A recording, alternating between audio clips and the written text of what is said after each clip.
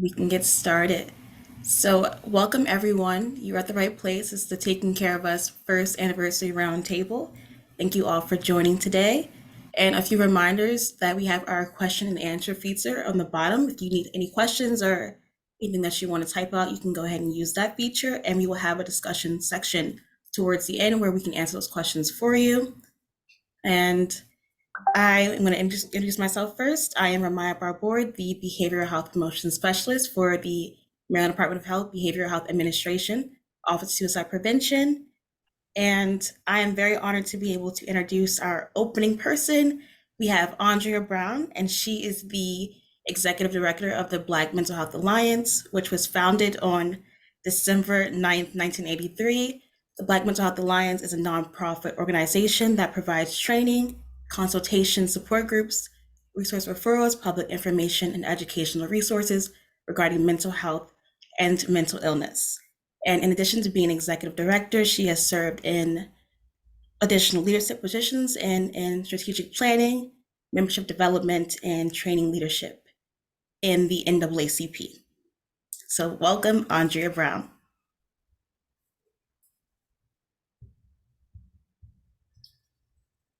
Go ahead and unmute. I think we're having a little bit of trouble with the sound.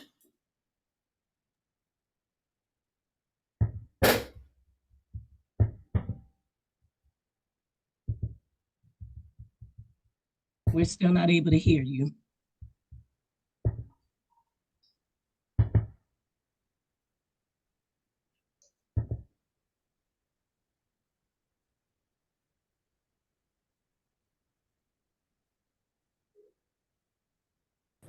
Can you hear me now? Yes, ma'am. If you Okay. could turn it up just a tad a little. I sure will. Let's see here.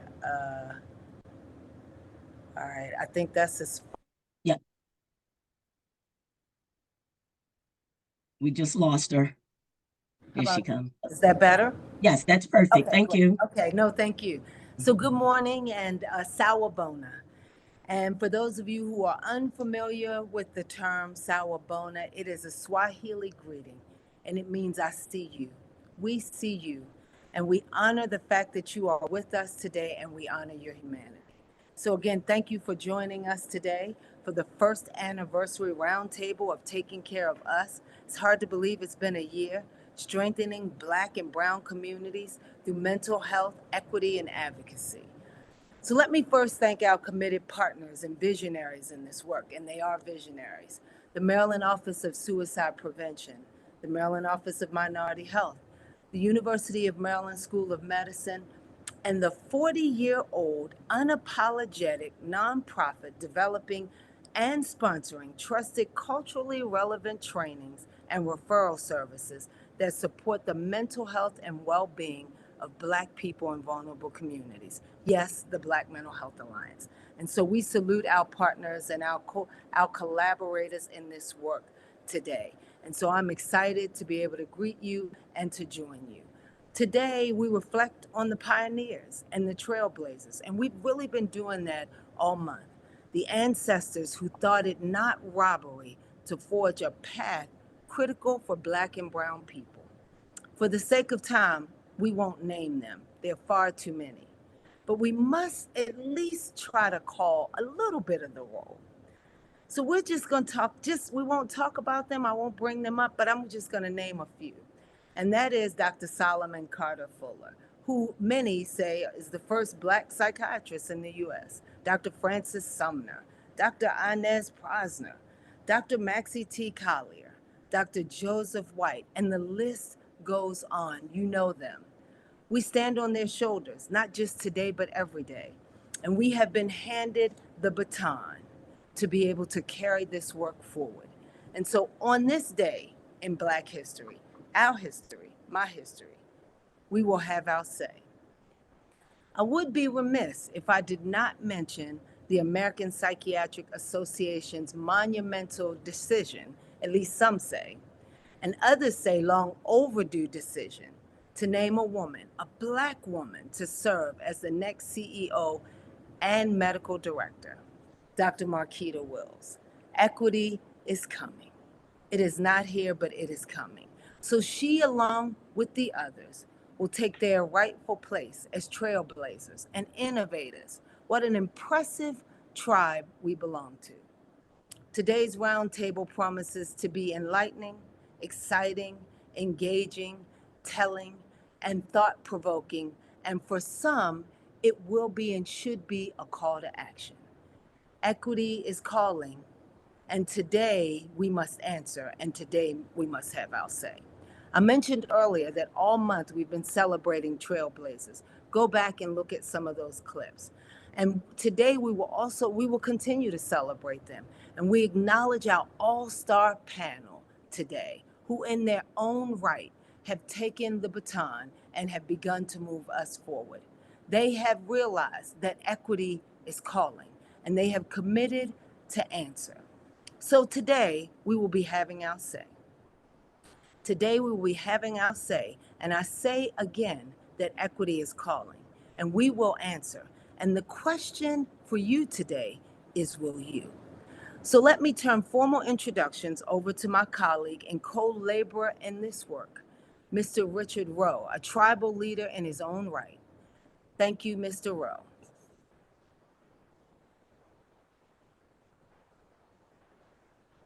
And thank you. I hope I'm off mute and everyone can hear me. Thank you again to everyone who is on the call and who basically are joining us in this powerful session this morning and early afternoon. Again, my name is Richard Rowe. I am on staff with the Black Mental Health Alliance. Welcome, good morning, Ubuntu, Sawubona, hello, Hotep, everything and all that welcomes each and every one on this call. We are basically here today to carry out a serious call from our ancestors and from those trailblazers that Andrea mentioned. So I wanted to thank her for her powerful introduction and for the praise and for the kind words that she has shared. Many thanks to Dion, Ramaya, Patsy, Maggie, the entire Office of Suicide Prevention team for sponsoring this critical, timely, and very important Taking Care of Us First Anniversary Roundtable discussion. I am very fortunate.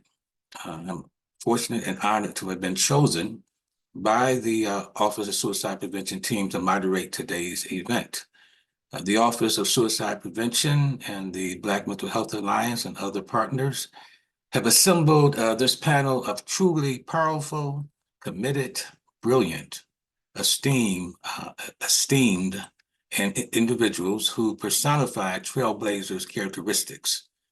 I have worked closely with two of them, followed their work, spent time in their brave and safe spaces, and so I know where their hearts, souls, and spirits are and where their commitments and passions lie. Dr. Bruce Purnell, of course, and Dr. Lamar Darnell Shields, two of my close friends, and also workers in the vineyard, on the ground, in the suites, on college campuses. We have been together doing this work to really lift up and to honor the work of many of the trailblazers that, again, you have seen in some of the clips during the month, and those trailblazers that may not have been mentioned this time, but we will basically lift them up as well during this conversation that we're going to have. I, again, know where their hearts are, souls and spirits of Dr. Purnell and Tamara Shields, and I'm certain that our other panel members also have done excellent work over the years. I will say this, that all of our amazing panel members have personal journeys that are extraordinary. Their life journeys would leave many of you amazed and proud, because their achievements are about survival against the odds, resilience, overcoming, rising up, commitment to those less fortunate, loving and valuing each other and in the community and families, and never giving up, and of course, trailblazing. They have all been involved in life-affirming, life-saving, strength-based and healing-centered work. And I could say more, but we want to hear from our panel members. And again, it would take the entire 2 hours that we have to really honor, lift up, and recognize all the things that they have done. My role this morning is simply to play the role of moderator and traffic cop. So please panel members and audience, please don't take anything I might say personally. Any missteps I make will be due to the mind and not the heart. So please know that I was given a script to follow to some extent, which I intend to do to the best of my ability, because I don't want to get into any trouble with Dion and her team members, and I want to I would like to be invited back in the future for work to work together on other projects. So again, you all, we are here today to celebrate Black trailblazers in the behavioral health field. Our discussion will highlight how Black Americans have been leaders, visionaries, and influencers in the mental health field, both past and present.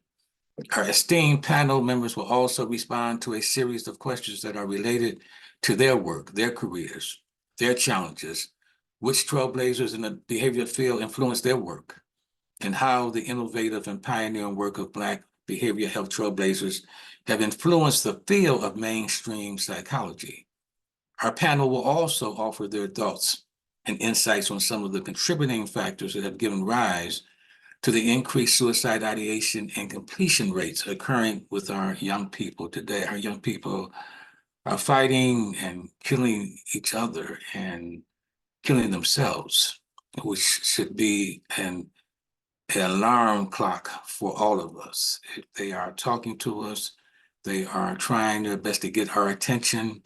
And I'm hopeful that our panel members will offer their insights as to why we see increases in suicide ideation and suicide completion rates amongst our young people. This is a disturbing trend, and we all need to lean in more to figure out what can we all do to really reverse this trend and to let our young people know that we are there for them, that we care about them, we value them, we respect them, and that is not an option that they should choose in order to resolve some of the conflicts, some of their deep emotional wounds that they are experiencing. So we're going to talk about that as well.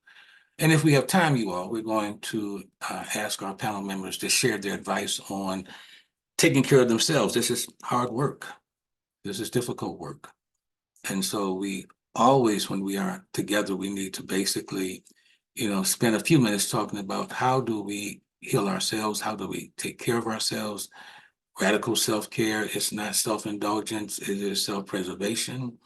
And we've got to basically all be more intentional about taking care of ourselves. Our panel members will also, if time permits, because we only have a couple of hours. And again, we have a panel of some powerful speakers and visionaries, and so they can really, roll in terms of offering perspectives, insights, and illuminating some of the issues that, again, we will be talking about today. So if we have time, our panel members will also talk about, behavioral health professionals and how we can all aim to follow in their footsteps. What things do we need to do to follow in their footsteps so that we can have significant impact in the field as well?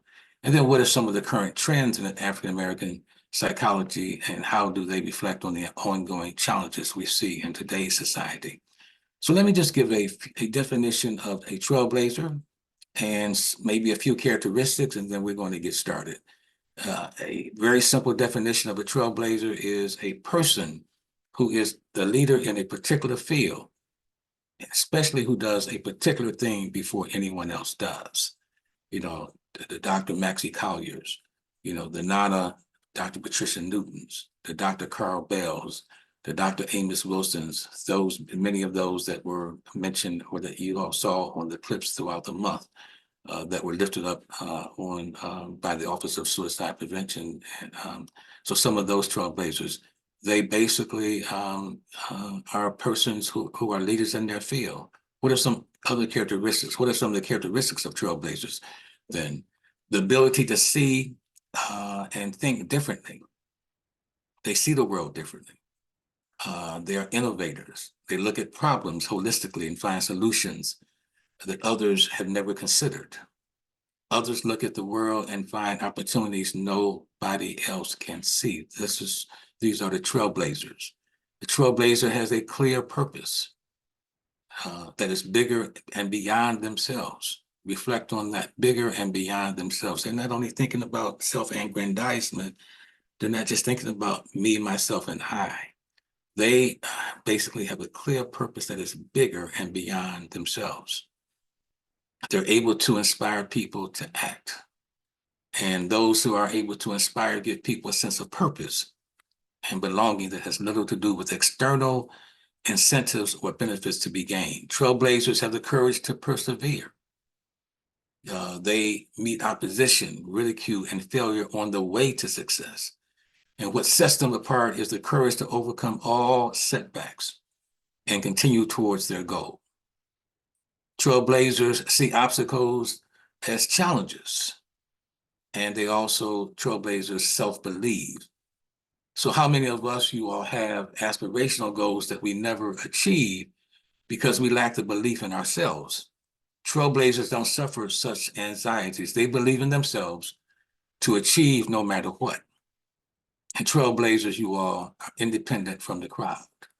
Nobody became a trailblazer by following a crowd. They set themselves, they can place themselves in the crowd, but they can also set themselves outside of the crowd. And they basically understand what it takes to do that.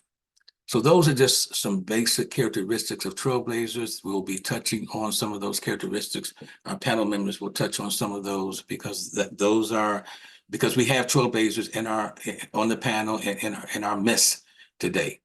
And we really, really want to make certain that we give them the time and the space to really help us understand, again, what's going on in our world, what's going on in our communities, what's going on in our families, and what's going on in our organizations.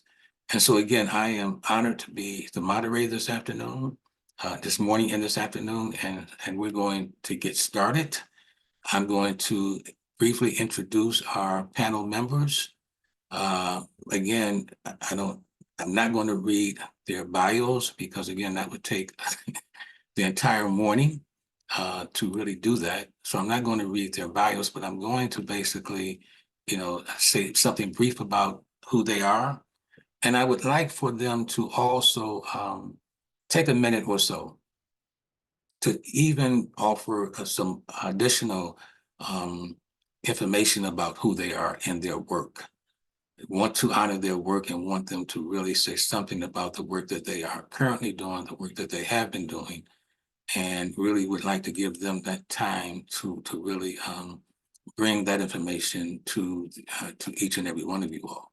So let me lift up, or say something about our trailblazers briefly. Give me just one quick second here. We have four panel members, and they are, first, our panel members, Dr. Aaliyah Jones.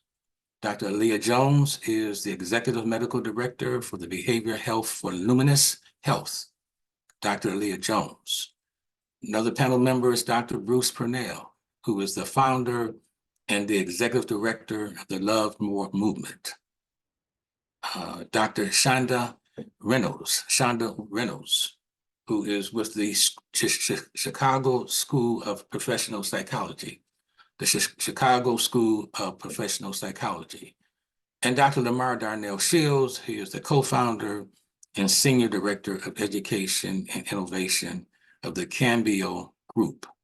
And those are just brief, synopsis of who our panel members are. And again, I would like them, as we move into our program now, into our questions, before they speak, I would like for all of them to share a little bit more information about who they are, their work, and their work presently, and some of the work they have been doing in the past. And then I will basically start to field questions that all of them are familiar with. So it's not going to be a surprise in terms of the questions that we are going to be covering. But I want, before we start the before we start fielding questions, I would like for them to again. So Dr. Jones, if you don't mind, I'll start with you. If you could share with our audience who you are beyond what I've shared, and say a little bit more about your work and about the work that you've been doing. Certainly. So thank you for having me. I'm certainly excited to be here and to be with all of you. I'm glad to be with our my esteemed co-panelists and with everyone who was online visiting. I think starting a session like this, I have to start and say that my name is Dr. Aaliyah Jones, and I am the granddaughter of Francis and Halbert Ross Carmichael Sr., the daughter of Cheryl and Halbert Ross Carmichael Jr., and I am originally from New Jersey. I am a psychiatrist by training with specialty training in addiction psychiatry.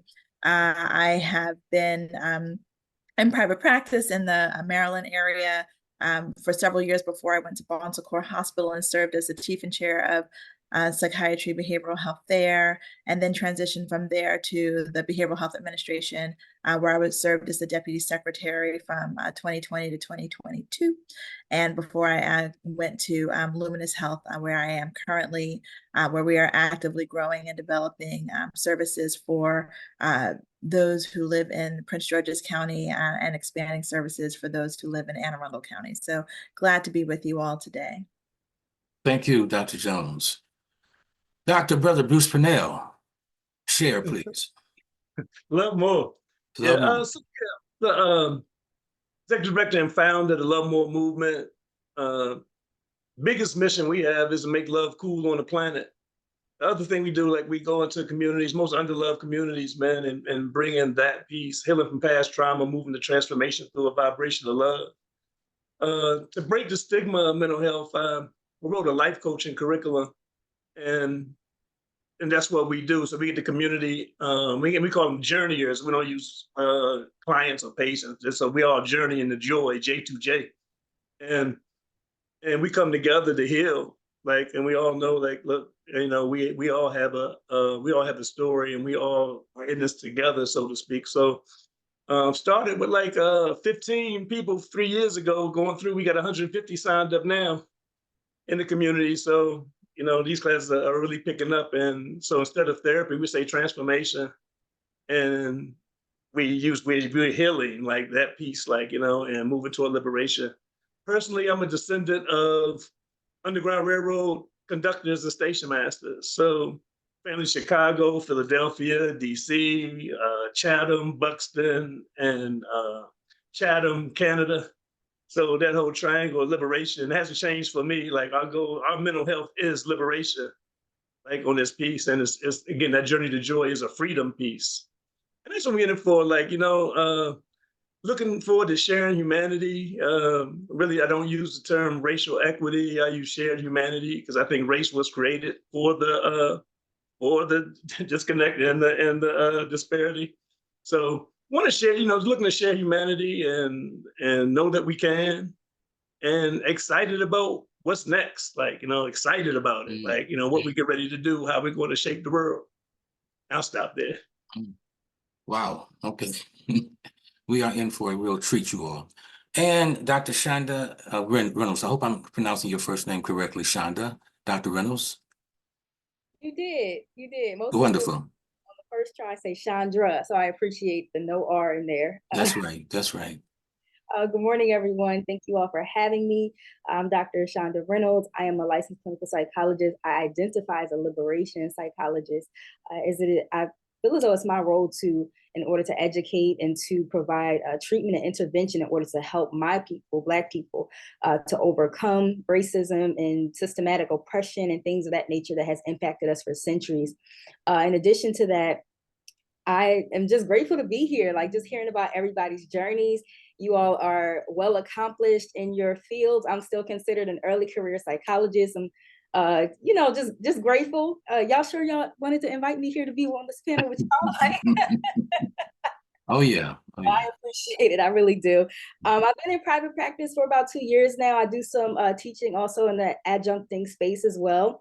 In terms of like my passion, again, I love talking to my folks, my people, Black people. And one of my passions is to expand mental health conversations in the media. And a part of that work is talking about it on social media, whether that's TikTok or Instagram. I also have a podcast on a podcast network. I also have a show on mental health that airs on Fox Soul at 9 p.m. Eastern Standard Time on Thursday. So y'all can catch me tonight at 9 if you want to check that out. Yeah, so that's my goal. And since you all have brought up lineage, so I am the descendant of my great grandparents were sharecroppers. Their parents were enslaved Africans, and it is just an honor to be here to be able to represent. Coming from where we've come from, it just really speaks to the resilience of our people to be able to accomplish what we've accomplished. Wow, wow. Truly, truly loves that, you know, your story and some of it, because everyone has just shared brief stories about who they are, where they're from, so they understand who they are and whose they are, and that's powerful. And while, again, while we are in this month of Black History, I sometimes have a problem with trying to contain myself with regards to how dare we try to place all of our history in one month, but we understand the history of this month. You know, 1926, Dr. Carter G. Woodson found it important to really lift up the accomplishments and achievements of Black folks. And so it was really a week. And so expanded to a month. But we all really know that our history is 365, 24/7, 365. And so thank you, Dr. Reynolds, for making certain that we are really lifting up the essence, you know, of and the genius of our people and all that they have contributed to this society and to the world. Last but not least, my dear friend, brother, and you know, mentor and mentee in many, many respects, because we go back a way. No, he's not as old as I am, but he is as talented and as brilliant in his own way, and has done a lot of work in his life on this planet. Dr. Lamar Darnell Shields, please say a few things about yourself as well, sir. Well, as Andrea Brown said, I would like to greet you in the words of Salbona, which literally means that I see you. It says you are important. I value you. It's a way to make the other person visible and accept them as they are. But the response to Salbona is Sikahona, which means I am here. And if you're able to see one clearly, we're able to value each person. I come from northern Mississippi. What is that? I'm from the great city of Chicago, by the way of Mexico, by the way of Puerto Rico. I currently live in Baltimore.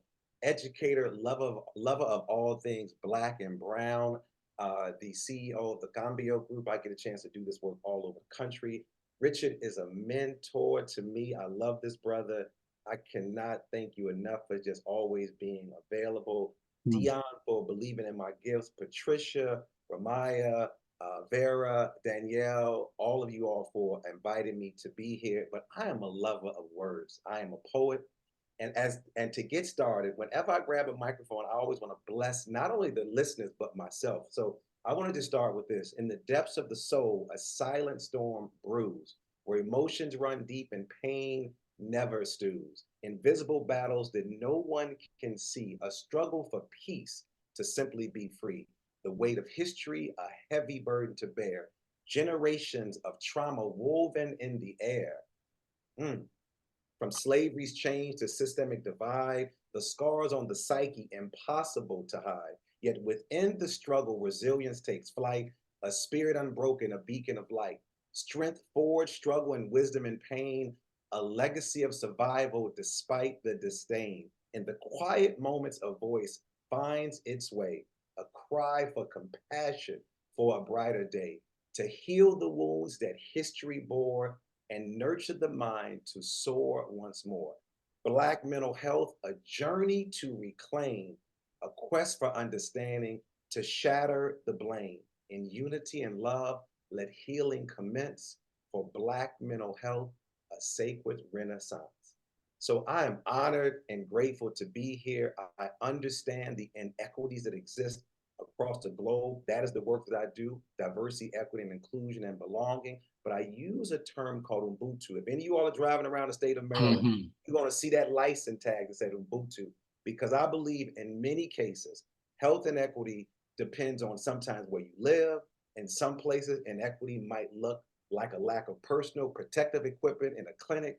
In others, Richard, it might be entrenched in poverty that prevents people from seeking care. In others, it might be a lack of education, food insecurity, gender disparities, the withholding opportunities for all people. So it's my hope that today, that all the participants that decided to hang out with us today, that you will begin to build a healthier, more equitable communities, not just for others, but for yourself, but where everyone can access healthcare that they need. So I'm honored to be here. And my home girl from Chicago, I feel like you, Dr. Reynolds, when Richard was talking about trailblazers, I'm looking around my office and trying to figure out who in a ham sandwich could he be talking about? Because I am still doing the work. I just thank God for grace and mercy for keeping me. And I thank God for meditation and mindfulness, because just like us in this health protector field, we need some things to take care of ourselves. Because there's some people in this world we want to put our hands on, and there's some people we want to lay our hands on. I'm gonna leave it right there. So you are at the right place at the right time with the right people. So if you can hear my voice, thank you for being in the presence of all of us that are here. Wow. Okay, brother. I mean, I didn't give him any money to say the kind of things he said about me. But again, that's who he is, and that's who he has always been. And again, just a treasure, a gift to us all, as all of our panel members are. So, Brother Lamar, thank you again for sharing everything that you have lifted up this morning, and that we will basically celebrate, during our conversation today. You all mentioned earlier that we are in for a real treat. And from those introductions, you understand why I made that statement. These are clearly individuals who don't hold back, who speak truth to power, who are about honoring our genius as a community, as a people, who have basically what we have had to withstand and had to overcome in order to reach the levels of excellence and exceptionalism that they all have all basically shared in their opening comments. So we had some questions, you all, and again, I'm not going to necessarily follow the questions in order. As a moderator, I think I can basically deviate and take the liberty to really, lift up some of the questions that I think are important and critical. All of them are, but I'm going to start off, given what our panel members have shared. First question I would like to ask each of you. Who are some of the earliest trailblazers in the behavior health field that you are aware of, and how did they influence your ideas about the mental health field? And for the first question, I'm going to go in the order of my introduction of the panel members. So I'm going to start with Dr. Jones, and then Dr. Purnell, and Dr. Reynolds, and then Brother Shields, Dr. Shields. So, good question. I think that one of the things that's interesting about being Black is that we oftentimes are not, when we train in spaces that are not, where we are not the majority, it's not oftentimes that you are told, about where perspectives come from that might come from a Black or African American person who developed it. So I say all that to say that as I have been coming along in my training, and as I've grown, my learning about Black people in this space has been something that I've had to do intentionally. And so I can't say, to be quite honest with you, that when I was in my training, that there was a person who I looked to from a trailblazer perspective, who looked like me, that I could say, I want to be like this person, or I want to train or learn or grow like this person in my development. I think it's been more recent that I've taken the personal responsibility to learn more about the contribution of my ancestors to this space. And I will have to say that I'm still a novice at it, to be quite honest with you. I think I'm still very early in that. However, having said that, as I continue to learn, I am just, I'm encouraged to want to learn more. So, you talk about Dr. Solomon Fuller Carter, for example, who was the first African-American psychiatrist whose family had been colonized over to Liberia. And then he came back to the States. and worked as a psychiatrist here, and worked alongside of, a name that I'm very familiar with, Dr. Emil Kraepelin, who was the person who discovered Alzheimer's disease. I know all about Kraepelin. I didn't know, and nobody talked really about Dr. Solomon Fuller, who did a lot of research in Alzheimer's work. So I think I'm coming more to appreciate the history the history that was made and created by people who look like me. And then also someone that I've learned more about recently, Dr. James Comer out of Yale University, who I think his work has been particularly important to me personally, because what he did was he demonstrated through the techniques that he developed how you can help children from disadvantaged backgrounds excel in elite private schools.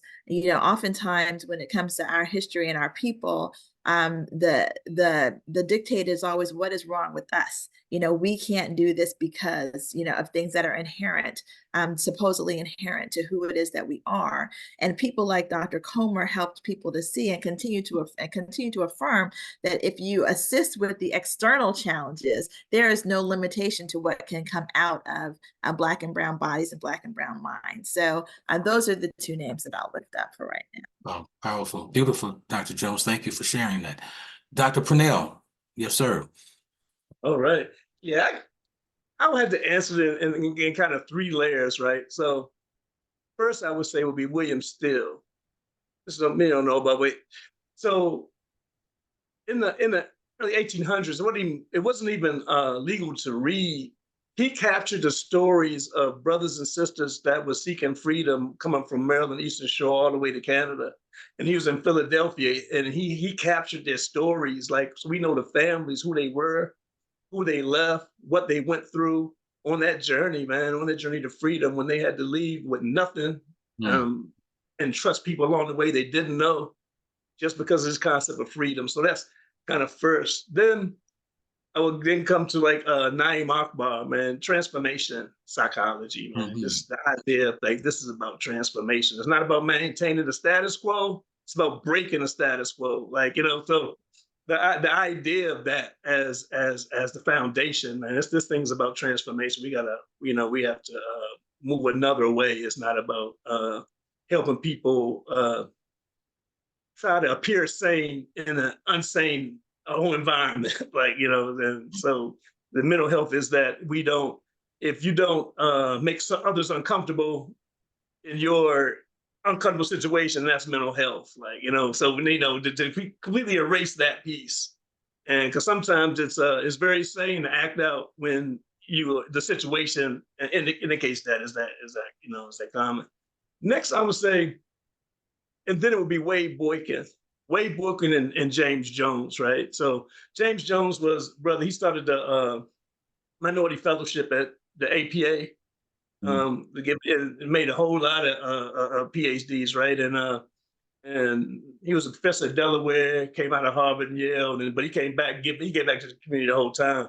But Wade Boykin, because of his triple quandary analysis, he took W.B. Du Bois's dual consciousness and added a 3rd layer, just showing like what it is to be like, how do you navigate this piece of achieving and your people knowing that you're achieving for your people. Like, it's not like a selling out because you're trying to achieve at the same time, keeping your community consciousness and then surviving like all at the same time. So he changed from dual consciousness to triple quandaries. There's 3 different pieces and was accessible the whole time. Like they were accessible and they were a bridge for us to understand, like, and connect us around the country to even understand there's such thing as Black psychology. There is a African-centered kind of ethos that exists that we can buy into as, we start to think about graduate school and things like that. Amazing. Familiar with all of both those folks, and again, know why you picked them, why you honored them, and of course, why they influenced you and why you are doing the work that you are doing. So, Brother Bruce, thank you for sharing those trailblazers with us. Some that many of us know and don't know. This is the purpose of this conversation. lifting up those that we're familiar with, of course, and those that we are not, just to let everybody know that we have, these individuals that have contributed on many, many levels. And that, as Dr. Jones indicated, she became intentional to learn more about those that were not taught to her when she was in school. And she basically went further and said, let me find out who looks like me that basically has done critical and important work. And that is how we basically celebrate and honor, our folks in this field, because oftentimes, we are often denied information. We're not taught this kind of information in our schools, even in 2024. So again, I'm so grateful that we're having this conversation, this session today. Dr. Reynolds, please share, if you don't mind, who influenced you. Yeah, absolutely. I love this question. And I'm going to echo Dr. Jones for a bit, and stating that when you are in this space as a Black person, you do have to be very intentional about learning from Black psychologists, if that's the information that you want to learn, and that's the people that you want to help. Because I remember when I chose to become a psychologist in my undergraduate studies at Delaware State University, shout out to the Hornets, I don't know if we got me in the chat, but I remember being on an HBCU campus in the psychology department, and I can count on one hand how many Black professors we had in that department at an HBCU in psychology. And so from that experience and learning about like the general information of psychology, which we know is oftentimes their theories are rooted in racism, and learning from this material, I found that there was one elective that we had in African-American psychology. And it was actually taught, it wasn't taught by one of our staff members, it was actually taught by an adjunct in the African Studies department.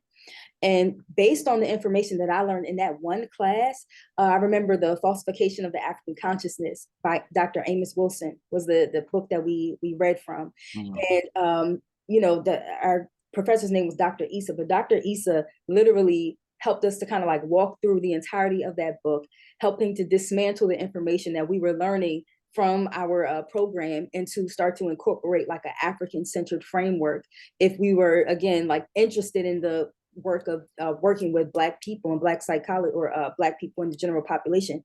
And so one thing that Dr. Issa pushed us to do is to not just accept information that we're being taught, because anybody can teach you a theory, but to learn how to be able to comb through it from that culturally relevant perspective, from a culturally sensitive perspective. Because, as a freshman, of course, like I'm soaking in all the information that I was taught. I wasn't, parsing out, that doesn't sound okay, that sounds not okay. Like, I wasn't necessarily doing that, but he taught us how to critically think, again, from that African-centered perspective. And to this day, I continue to reread Dr. Amos Wilson's work because it has been pivotal and foundational in how I approach psychology today. Even, Dr. Issa just presenting us to also Dr. Frances Cress Welsing, like another pioneer in the Black psychology, Black mental health movement, and how her work oftentimes helped us to look at what we call racial trauma, right? Race-based traumatic stress, like all her different theories pertaining to racism on the psyche. And so, yeah, those are my two individuals, and it definitely played a significant role. To any students who might be in the psychology field, again, I'm going to encourage you to be intentional about being in those spaces. And after I graduated from my undergraduate program, I chose to be more intentional by joining the Association of Black Psychologists, being amongst other psychologists such as, Dr. Godfrey. And I noticed that there was a significant difference in the APA versus the Association of Black Psychologists convention. I don't know if anyone has ever experienced it, but I say ABSI, the convention is like going to a family reunion with just Black folks and mental health, literally. And it's such a difference from going to APA because of that familial collectivistic aspect that we have in accordance with our people. So yeah, that's the story. Wow. Okay. Very familiar with most of those giants in this space. Dr. Amos Wilson, of course, his book, Black on Black Violence. I mean, he's done so much, tapping the genius within Black children and so forth and so on, self-hatred, self-negation. a trailblazer on many, many levels. Dr. Amos Wilson, if you're not familiar with him, please look him up. And of course, Dr. Frances Cress Welsing, her powerful theory on color confrontation, Cress theory on color confrontation, her mentor, Dr. Neely Fuller, and his definition of white supremacy. So again, powerful, powerful giants in this space. Dr. Reynolds, we appreciate you lifting those individuals up because they were truly trailblazers and have laid the groundwork and provided the plays and the playbook for our liberation and for our elevation as a people. So thank you again. Dr. Shields, Brother Shields, your folks who, your names of a couple of folks who influenced you. So I feel like you asking me in the hip hop community, and I love hip hop, who is my top 5 MCs or top 10 MCs? Since my homegirl from the Chi, shout out to her HBCU. I got to shout out Grambling State University and one of my teachers, because she may be listening, or one of her students, and they may get back to it. So I need to start with Dr. Frances Staten, who was a professor at Grambling State University, who is still my mentor. This is the beautiful part about going to HBCUs, is that we still stay connected. So I want to shout out to her. But before I mention my top, Richard, these trailblazers have influenced my ideas about mental health, about education, about addressing the societal racial biases in mental health and education treatment, and also advocating for culturally sensitive approaches to care. The folks that I'm going to mention, their work has emphasized the need for inclusivity, diversity, which is a word that I despise, but I'll come back to that later, in mental health research and in education. Got to start out with my homeboy from the great city of Chicago, Dr. Jawanza Kunjufu, who is really responsible for me being an educator. Jawanza's from Chicago. I met him at Trinity Church, where the great pastor and leader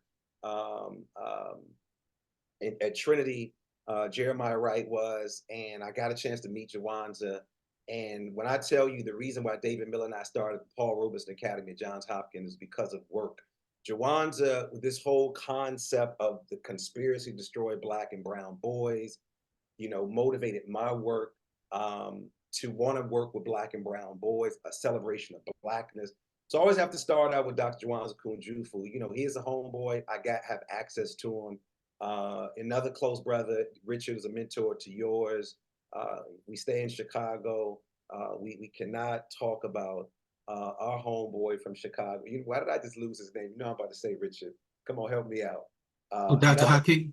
Brother Haki Malabuti, right. Is another great giant. And I'm going to lift up, of course, Brother Haki Matabuti. The sister talked about Frances Cress Welsing. What? Dr. Frances Welsing was a psychiatrist known for her work on the impact of racism on mental health. You do not have the book, The ISIS Paper. I read it at Grambling State University alongside Erykah Badu. I got to say that. We were a part of a study group called the Sons and Daughters of Imhotep, and we were introduced to the ISIS Paper, and we said, what the heck is this? What is going on? So really put us down with some good information. And I mentioned my professor, Dr. Frances Staten. This person inspired her to become a psychologist, Dr. Alvin Toussaint. And if you don't know who Dr. Alvin Toussaint, and I got to talk about Cosby, get out your feelings real quick. I ain't talking about Cosby, got to talk about Cosby. But Dr. Cosby, Dr. Jones, was revolutionary when he hired Dr. Alvin Toussaint, who was well known for his research on the effects of racism in the Black community. He joined Cosby to help develop the show. So when you go and look at your credits, you'll see him. He consulted almost every episode during an 8-year run, from picking out the images, from the food to the music, all of those things. Dr. Naeem Akbar, Mr. Morehouse, Florida State, Breaking the Chains of Psychological Slavery. That little small book got my stuff together. I was in Atlanta, went to a store in Atlanta after going to Soul Vegetarian, right next door, grabbed this small book, changed my life. And finally, B.B. Moore Campbell. We forget about Sister B.B. Moore Campbell. She's a pioneer advocate for mental health because of the challenges her daughter had gone through. She worked to raise awareness about the unique mental health needs of African-American and fought to break down, the stigma surrounding the mental health illness in the Black community. So I feel bad, Richard, you asking me like the hip hop community to name my top 5. and they already took some of them. So those are some individuals that really poured into me, and I thank them in their presence and in their absence for pouring into this Black boy from the South Side of Chicago who was struggling with a lot of different things. And I really appreciate the small books like Dr. Jawanza Kunjufu, thin book with big information. You know, Naeem Akbar, Bruce and I talk about Naeem Akbar, thin book with a book, you know, really good information. So I encourage all of you all to definitely check out all the people that we mentioned. And I'll just type some in the chat because I know some of us going to forget some of those things. So thanks for that question, Richard. Thank you all for you all's responses. And I know I'm going to have to really, in order to try to get to, that was just the first question, you all. We haven't even, that was just the first question. Can I So just go ahead. I really do want to appreciate Brother Lamar's comment and the names that he shared, because the names of the people that you mentioned were the names of people who influence who I am as a person, not who I am as a clinician, but who I am as a person. Jawanza Kunjufu was a friend of my mother's, and used to come to Plainfield, New Jersey, and come to our community center and do work, and institutes that I did when I was a kid. That influenced who I am. I don't know the influence that it had on who I was as a clinician in my earlier years, but as I become older, and start thinking about what it is that I want to leave for the next generation, I know it influences who it is that I'm transitioning into as the years go by. So thank you for your for all the names that you mentioned, Lamar. And I'm from Hampton University. I went to HIU. So see, now we got to start the HBCU. If you look in the chat, through Dr. Reynolds, you see what you started. When you start at HBCU love, it becomes, but it's all, we know it's all love. It's all love. Right. You all, this is a gift, you all. This is really a gift. And again, the chat space is full. I mean, we might break a record from folks who are just pouring into the chat space.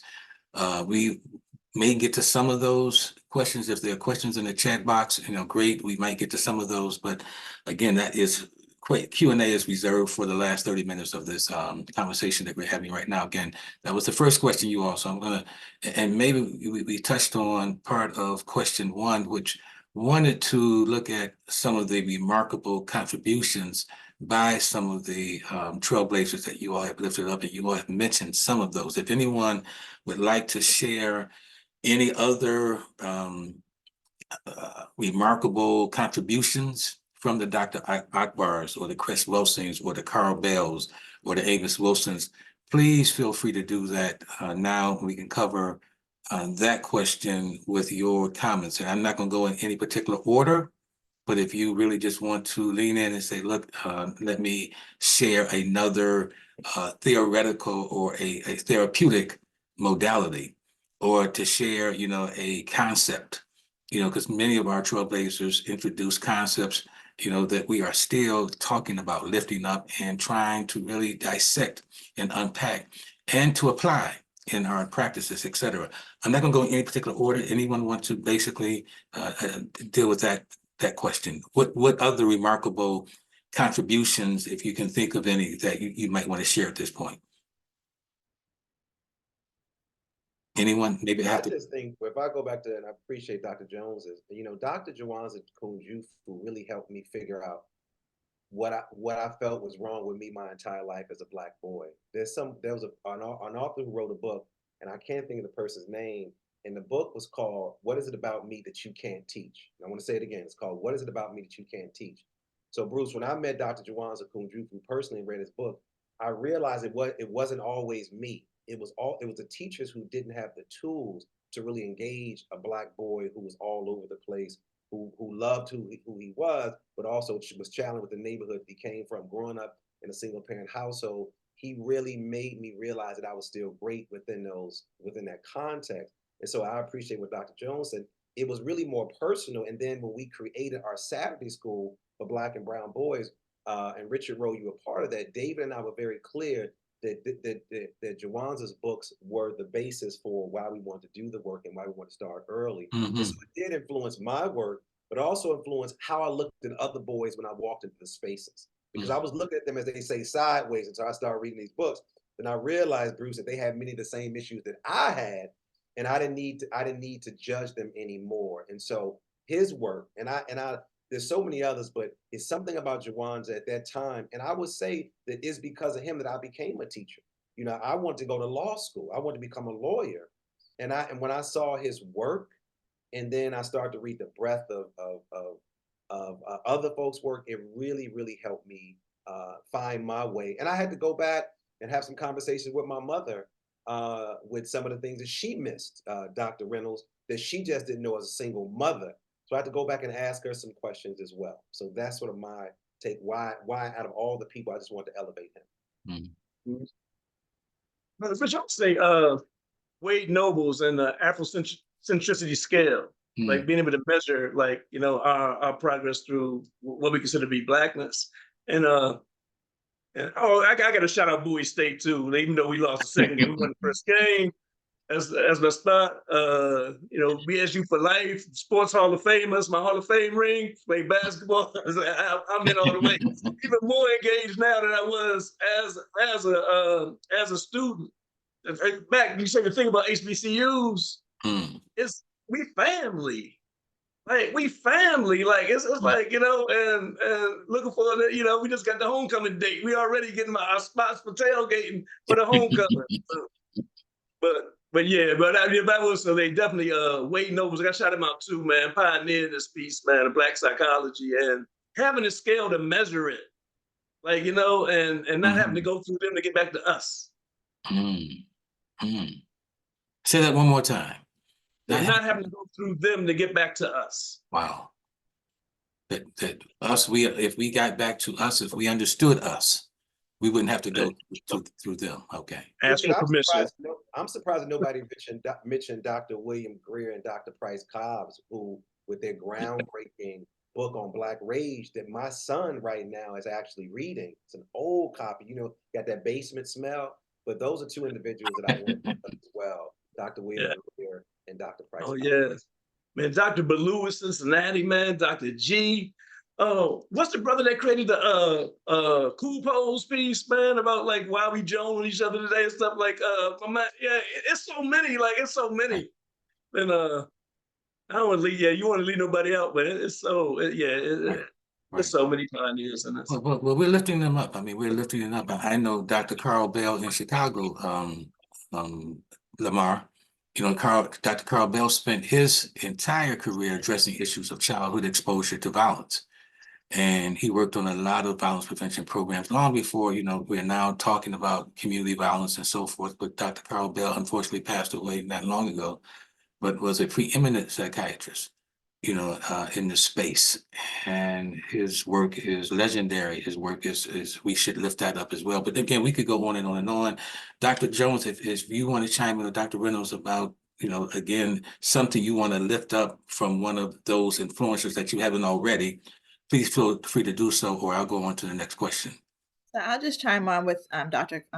Bell. There's something that he used to say that has always stuck with me as a clinician, is that risk factors are not predictive factors because of protective factors. And I got to hear him say that, you know, in the flesh at a meeting many years ago now, but was definitely a giant in this space about trauma and how to and resilience and how to help ourselves and help our children and what helps and supports someone to thrive in the midst of a challenging and a toxic environment. So his work, I think, is critical for us to be aware of. And then also, I think another name that that I wanted to lift up is Dr. Patricia Newton, who was in Baltimore, a leader in Baltimore City in behavioral health, and also internationally, gathering brothers and sisters across the globe and looking at supporting developing mental health treatment and care for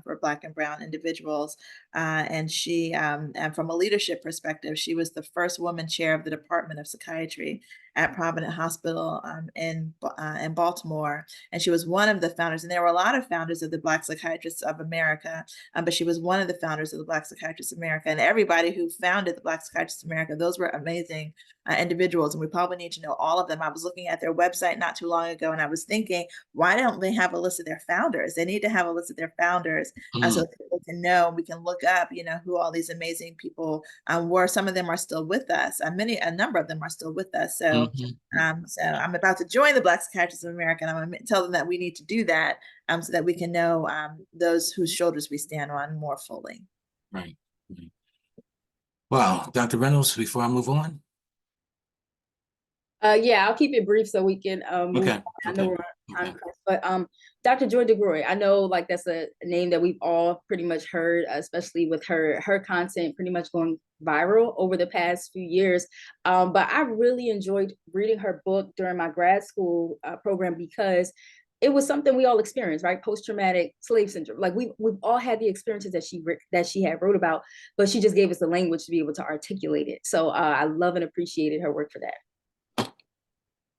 Okay, it's powerful, powerful, powerful. And Lamar Cobbs and Greer, again, one of my top 10 books, Black Rage. Again, if you're not familiar with their work, please check them out.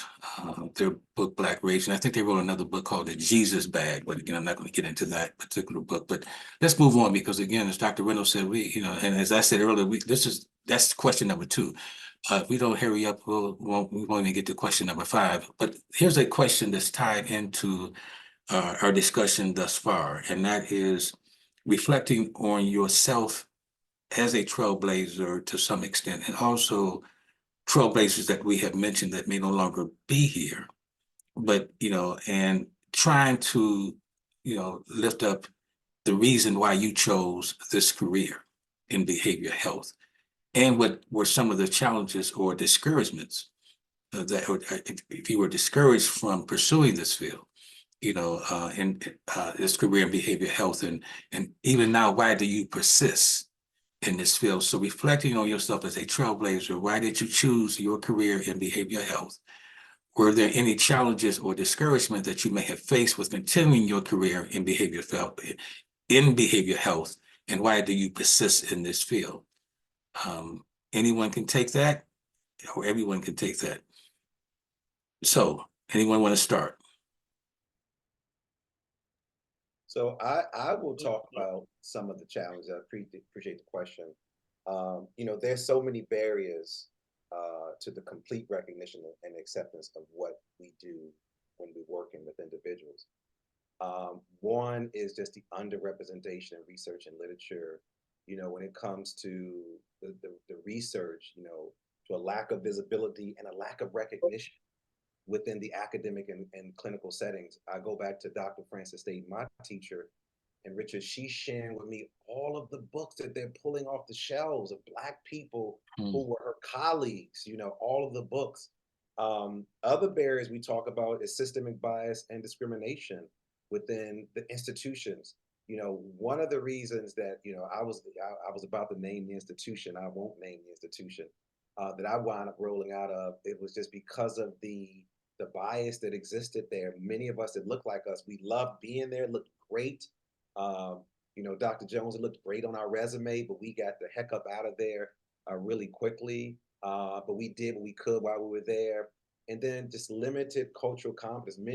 I think many mental health professionals still lack adequate cultural competence in addressing some of the specific needs and experiences of African-American individuals, leading to disparities in access to that.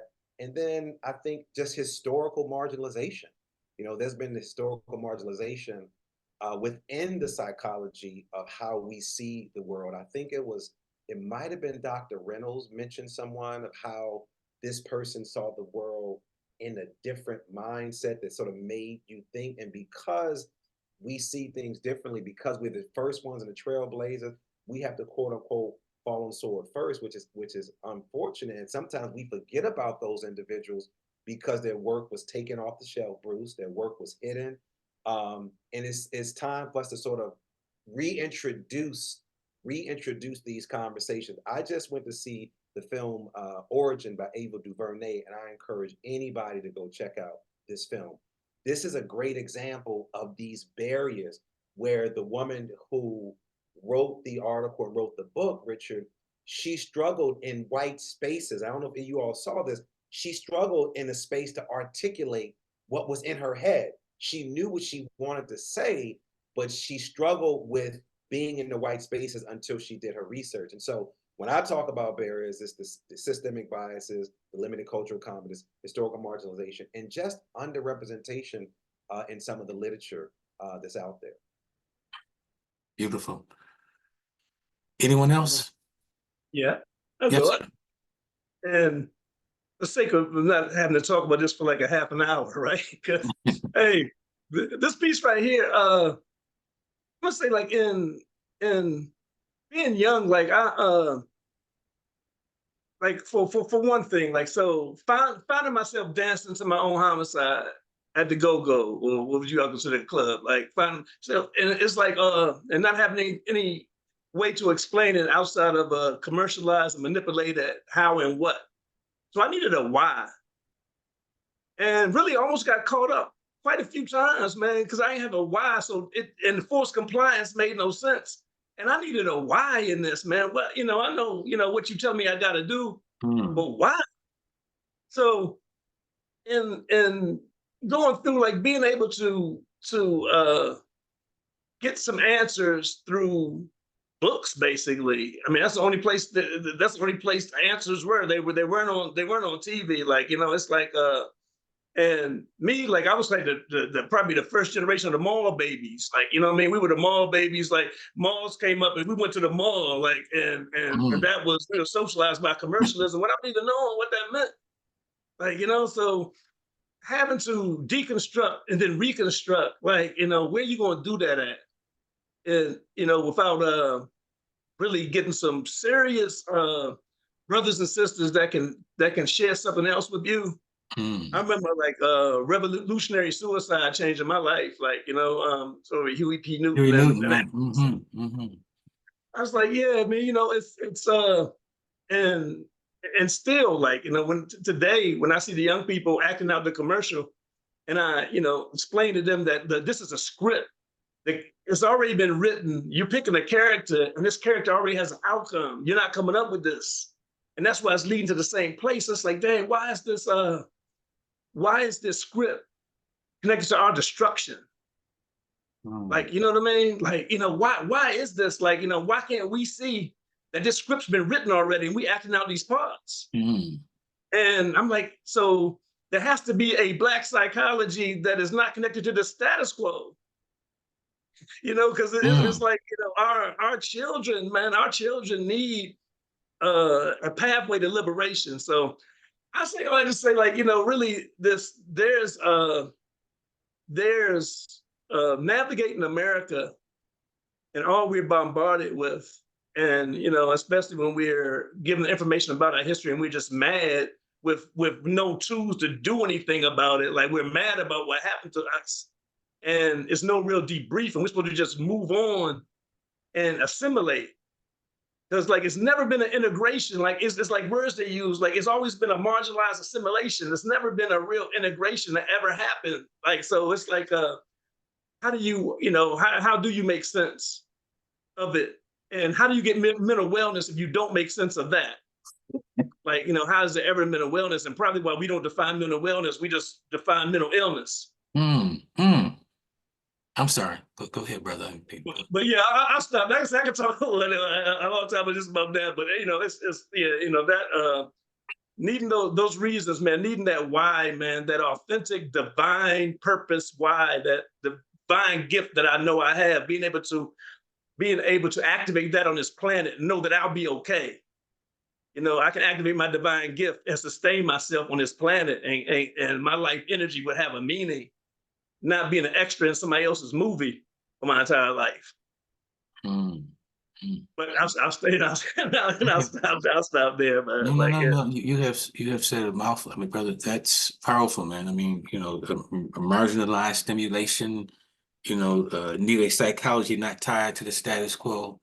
I mean, we could spend the entire rest of our time just talking about what would that yield. What would it mean to have a psychology? And understand a psychology that's not tied to the status quo. Maybe reasons why we're acting out in certain ways, because we don't understand this psychology that you're speaking about, that all of you all have talked about. our trailblazers have basically introduced and have brought to, our attention that we need a different way of looking at ourselves and understanding ourselves and building psychological fortitude and everything else that you all have mentioned. Let's move on. If you want to come back and want to share something as to, for any one of the questions that we have raised thus far that you might want to basically, comment on, please feel free to do so. But let's move on because there's a couple of other questions I know we want to get to before we run out of time. And maybe you all have touched on this question. This question has to do with, again, the challenges that some of the critical figures that we have mentioned, that they might have faced when advancing, African American or Black behavioral health. What are some of the challenges that some of the critical figures that we have lifted up and mentioned might have faced when advancing African American or Black behavioral health? And what are some of the current challenges that you are facing or that you have faced? So some of the challenges that critical trailblazers that we lifted up face, and then what are some of the current challenges that you have faced? Examples: social determinants of health, social economic stigma, any of those, examples you can touch on, or you can lift up other challenges that you may be facing, that we are facing today. I'll jump in. I think Richard, and I wanted to go back to what Dr. Purnell said about coming into spaces, about understanding, because we cut from the same cloth. I love Black culture, love Black history, but that's traumatic reading that stuff as well. And no one gave us the tools. No one gave us the tools to deal with that. That's why I sort of wrote in the chat, and made the statement about, trying to change a situation with the same mindset that actually created that. And so how do we sort of shift? But even coming into these spaces, Richard, in my work, mindfulness and meditation is keen. And I tell people, when you come into these spaces that we're in, come with a good intention. What is your intention when you come into these spaces? And then what is the tension that you need to release? I'm gonna say it again. When you come into these spaces, what is your intention? And then be aware of the tension that you need to release when you come into these spaces. And so even those folks that are here come with great intent. When I'm doing my talks, workshops, or whatever I'm doing, I ask people to write down, what is your intention?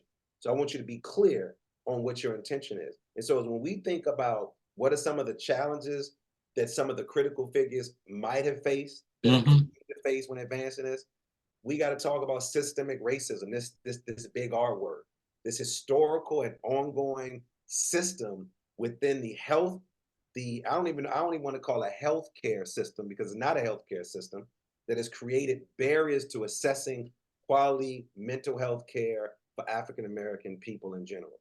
Let's then talk about the stigma. The stigma surrounding mental health in our communities has been a significant challenge. With all of the ads that we've had and all the PSAs, it often leads to understanding of the underreporting of mental health issues and reluctance to seek treatment. We can talk about lack of representation. Historically, there has been a lack of representation of African Americans, Dr. Jones, and mental health professionals, making it difficult for individuals to find culturally, the big C and the small c, competent care. There's been access to resources, disparities in mental health resources, including affordable treatment. I can start with myself. Wanting to get some services for my son, they were like, "Oh yeah, you can come to this place. You got $2,800 tomorrow." Dr. Jones, you hear me? Dr. Reynolds, you got $2,800 tomorrow. I said, "Oh no, I'll wait for my insurance to approve." But even me going in there, so disparities in access, including affordable treatment options for community support, have significant challenges. But let me just say this. Despite these challenges, people that are listening, many of these figures that we mentioned have worked tirelessly to address these issues and advance the field of African American people of color behavioral health. And we have to honor their dedication and honor the people that I'm looking at and the people that I can't see. You've paved the way for greater awareness, advocacy, and access to mental health care. When I read this book called Medical Apartheid by Harriet Washington, I was about to give a talk in another county around health inequities. And when I read this book that talks about from the era of slavery to present day, the whole history of what happened to the mistreatment and the mistreatment of Black bodies and Black women, and to look at my white brothers and sisters in the audience literally could not believe, Dr. Reynolds, what I was sharing. They had never heard of this. They didn't know that our bodies and the bodies of women were being utilized. And so even though that there are barriers and that's out there, Richard, I still want to elevate the groundbreaking work in the pavement, because a lot of times in our community, we talk about all the stuff that's not happening and all the barriers. But I want to talk about how do we circumvent those things? What were they able to do? Because we have access to technology that they've never had. We have access to things that they didn't have.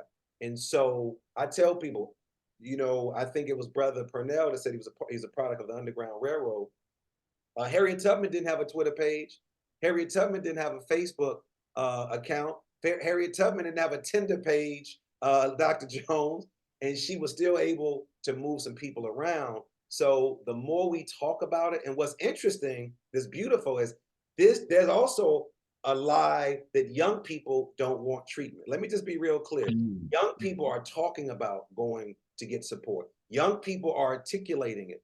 There's an artist, because I like to be culturally relevant. There's an artist out of Chicago. Oh, I just lost his name. And I was telling Dion, who's on the call, I want to say is G Herbo. And Dr. Reynolds, you can probably research it, Tim, if I'm talking. He's a hip hop artist from the west side of Chicago. And he was a part of a conversation about mental health, his dad, and all of the things. And I showed it to my son and my son's friends. Dr. Purnell, somebody like him is able to get through than we are because they're not lecturing to us. So we have to use culturally relevant individuals. So when I saw him, because there's a bunch of hip hop artists, if you don't know, who are writing lyrics, who are sharing strategies, who are very transparent. There's a guy by the name of Young Jeezy. If you don't know Young Jeezy, check him out. Young Jeezy, Dr. Purnell tells all the stories about growing up in New York, and he didn't realize till he went to the therapist that this dude was like he had gone to war and not knowing it. So he realized, so we got to use culturally relevant people outside of the ones that we mentioned who don't have the degrees behind their name, but have access to Black and brown people who can share their stories. Wow. Appreciate that, Brother Shields. Really appreciate that. Because again, other folks can bring the messages that we might not be able to bring to our young people or to each other. So we've got to look beyond, you know, the academics, you know, and the presentations from the academicians, you know, if we really, really want to touch and reach our people. So again, appreciate you lifting that up. Not only in hip hop, but also other forms of music. We know that that has been one of the liberating forces in our history, the music, but we won't go there because that's another workshop at this point. Let's, anybody else want to touch on that particular question? Yeah, I'm not going to repeat anything that you all have said because y'all covered it so beautifully, but just to kind of like add on to that, speaking about like the systemic racism pertaining to like mental health and especially in like the psychology field, when talking about that, a lot of us, I explained to like my audience on social media that there are so many systemic barriers to even becoming a psychologist when you're Black. When it down to the EPPP having to pass the licensing exam because we know that standardized tests are not in favor of Black and brown people, down to the finances of it, having to pay for X, Y, or Z, I believe paying at least like $1,200 for the whole licensure and processing of applications and things of that nature. Like it literally is, you know, it literally is just systemic racism embedded just in the process alone. And I can just imagine what some of the people before us, some of our ancestors, some of the great psychologists before us had to experience just to kind of get to that point. Even thinking about kind of going on a segue here, but even thinking about the theories that were developed by the amazing, like Dr. Frances Cress Welsing, Baba Wade Nobles, like all of these amazing figures, and the controversy that was met by their theories, right? So granted, we're praising them in this call, but there are people who don't look like us who constantly tear their theories down, who constantly are saying like this, isn't true because of X, Y, or Z, or saying that Dr. Frances Cress Welsing was racist, right? Or saying that she was homophobic, and all these things were just notions perpetuated because when Black people speak truth to power, our words are often going to be met with resistance. And I can just imagine that resilience that they had in order to be able to continue to talk about these things. And even mentioning the diagnostically how systemic racism has been embedded in psychology overall. There is a reason why Black children are more likely to be diagnosed with behavioral disorders as opposed to white children who are more likely to be diagnosed with like an anxiety disorder or something that doesn't have as harsh of a stigma, right? So when we're going through these challenges, we have to keep in mind that these are some of the realities that we have to face. And granted, we definitely acknowledge our ancestors who paved the way, and also there's still more work to do. Powerful. Thank you so much, Dr. Reynolds. Dr. Jones, any other thoughts? I completely agree with everything that's been shared. And I really appreciate Dr. Reynolds' to higher education. The challenges with going to schools that don't prepare you to do well enough to pass entry exams, and all the testing that has to take place to move from point A to point B, and then the expense associated with getting that education, and the challenges to securing the financing to getting into those spaces as well. I think that those are legitimate challenges that I think should be mentioned. And then also on a behavioral health perspective, in psychiatry, so you all are psychologists, as a psychiatrist, so in medicine, just like there's so much stigma in the public around behavioral health issues, there's a lot of stigma in medicine. So then those of us who choose careers in psychiatry, I remember being a medical student and people asking me, well, why are you choosing that? It's not medicine, right? Or you're too smart to be a psychiatrist, So there's a lot of that discourages people from going into this space. And so, the commitment is to what? So I think that most of us who operate in behavioral health spaces probably are here because it's a calling. It's a personal, spiritual calling to do the work that other people don't value, because behavioral health historically heretofore has not been valued until now, because everything that's gone on with the pandemic and everybody appreciating that, it doesn't take much to upset people's apple carts, right? So, and not to say that COVID wasn't much, because COVID was a lot. However, the point being that if you upset the apple cart, anyone is susceptible to having challenges with their behavioral health. And I think that is what COVID taught or demonstrated, took the curtains off of from that perspective. So I think that's so that stigma and that stigma within the field that discourages us from moving forward in this space is something that that needs to be mentioned as well. Thank you for those comments, Dr. Jones, because again, you're right. The field of psychiatry is different somewhat from the field of psychology, and I can only imagine what those folks that we've listed up in the past, the Cobbs, the Greers, the Cress Welsings, and so forth, the psychiatrists, those barriers and issues that they had to face, and how they overcame them, or how they basically navigated, through that. And again, some of the things that we're talking about that they face are still being, we're still being confronted with today. So still a lot of work to do. Let's move to another question. This question, what ways do you think these key challenges that we've lifted up and talked about have contributed to understanding the difficulties faced by the Black and Brown populations and its intersectionality?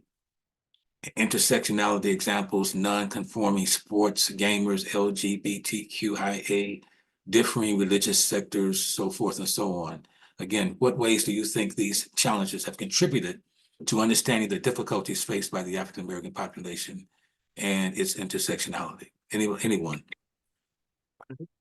Oh, let's just quickly, I think one root cause of this piece, right, is that the quest and desire for liberation has been viewed as mental illness as far as Black people are concerned, right? So because of that, everything you see Black in front of, Black church, the Black fraternity, the Black is because there was no way to participate in the society, but we were here, right? So it's everything. It's not a few things, or let's say, where is it? It's everything. Like the whole idea of this piece, like either you're one of the few that are able to assimilate, but still it's a marginal assimilation there because that script's been written already. So you can play this part in this way, and it's already been written. When you step out, not getting into like if you step out, then there's punishment for stepping out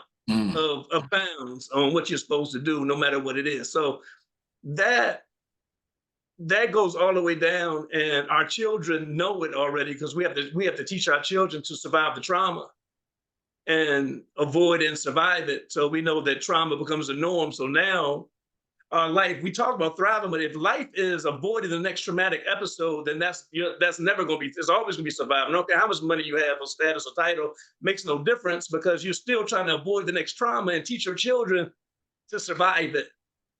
So we got to change the script and the narrative, period. It can't be a modified chapter in a white supremacist book. This has to be dismantled. We need another way. Like that's why I say shared humanity. Everybody gets to share humanity. No more subgroups. We're just sharing humanity. Like however you show up, it's okay. As long as it's about the vibration of love and transformation, and we're supporting each other like in that piece. Like we gotta drop. Just think, man, we've all been ascribed a color. And that color, there's a narrative that goes along with the color that we've been given. Like, you know what I mean? So, not at even geographical place, oh, you're this, or you're this color, you're that color, and this color is like, and we've accepted it. And even in protest, it's sustaining the same thing that we said we protested, because that means we acknowledge it to be truth. So it's some things we need to come together to really develop and ask. For real, and not an ask like if you say no, we can't do it anyway. I mean, for real, look, like almost like this is what we're doing. It will be better for you just to support this. That'd be a good look. But if you don't, this is the way we move it, because, like you said in the beginning of this, our children are shooting at each other in every city around this entire country. If it was a computer program, we reformat the hard drive. So I'll stop there. I'm for changing the narrative, man. New narrative, new way of looking at it, not vilifying anybody. Everybody gets a pass. Let's come together in another way, and do this differently, because we can't modify this insanity and say that we're going for mental wellness. Like this is a journey to mental wellness. Like it doesn't make sense. Right. Yeah.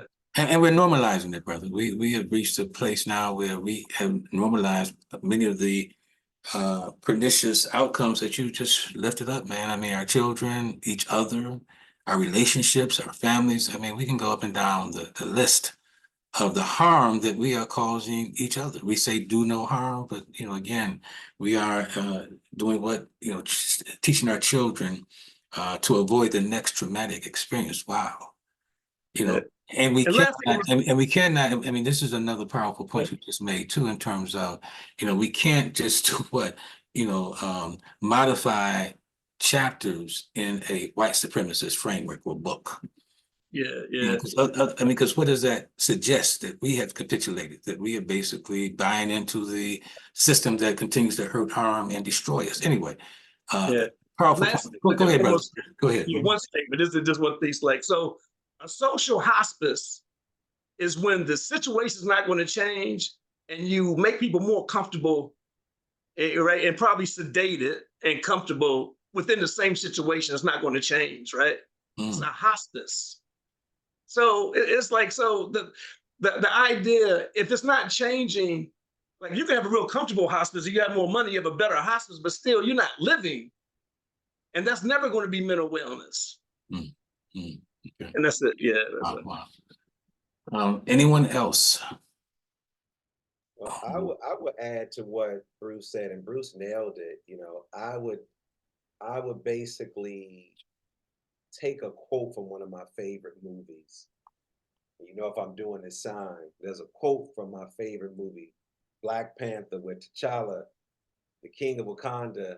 Dr. Jones says, "In times of crisis, the wise build bridges, while the foolish build barriers." Say it again.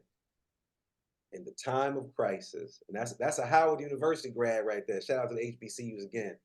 He said, "The time of crisis, the wise build bridges while the foolish build barriers." And we continuously put these labels on ourselves and we continuously build these barriers. If we can all understand that we are a part of a matrix by acknowledging the historical context of systemic oppression across the board, not just for Black and brown people, but across the board, and discrimination, trauma, there's a greater recognition of the enduring impact on us. If we got to recognize what it is and we play games with it, I go to my trainer, shout out to my trainer, Chauncey Dion Whitehead, and every year at the beginning of the year, Dr. Reynolds, he does a weigh-in.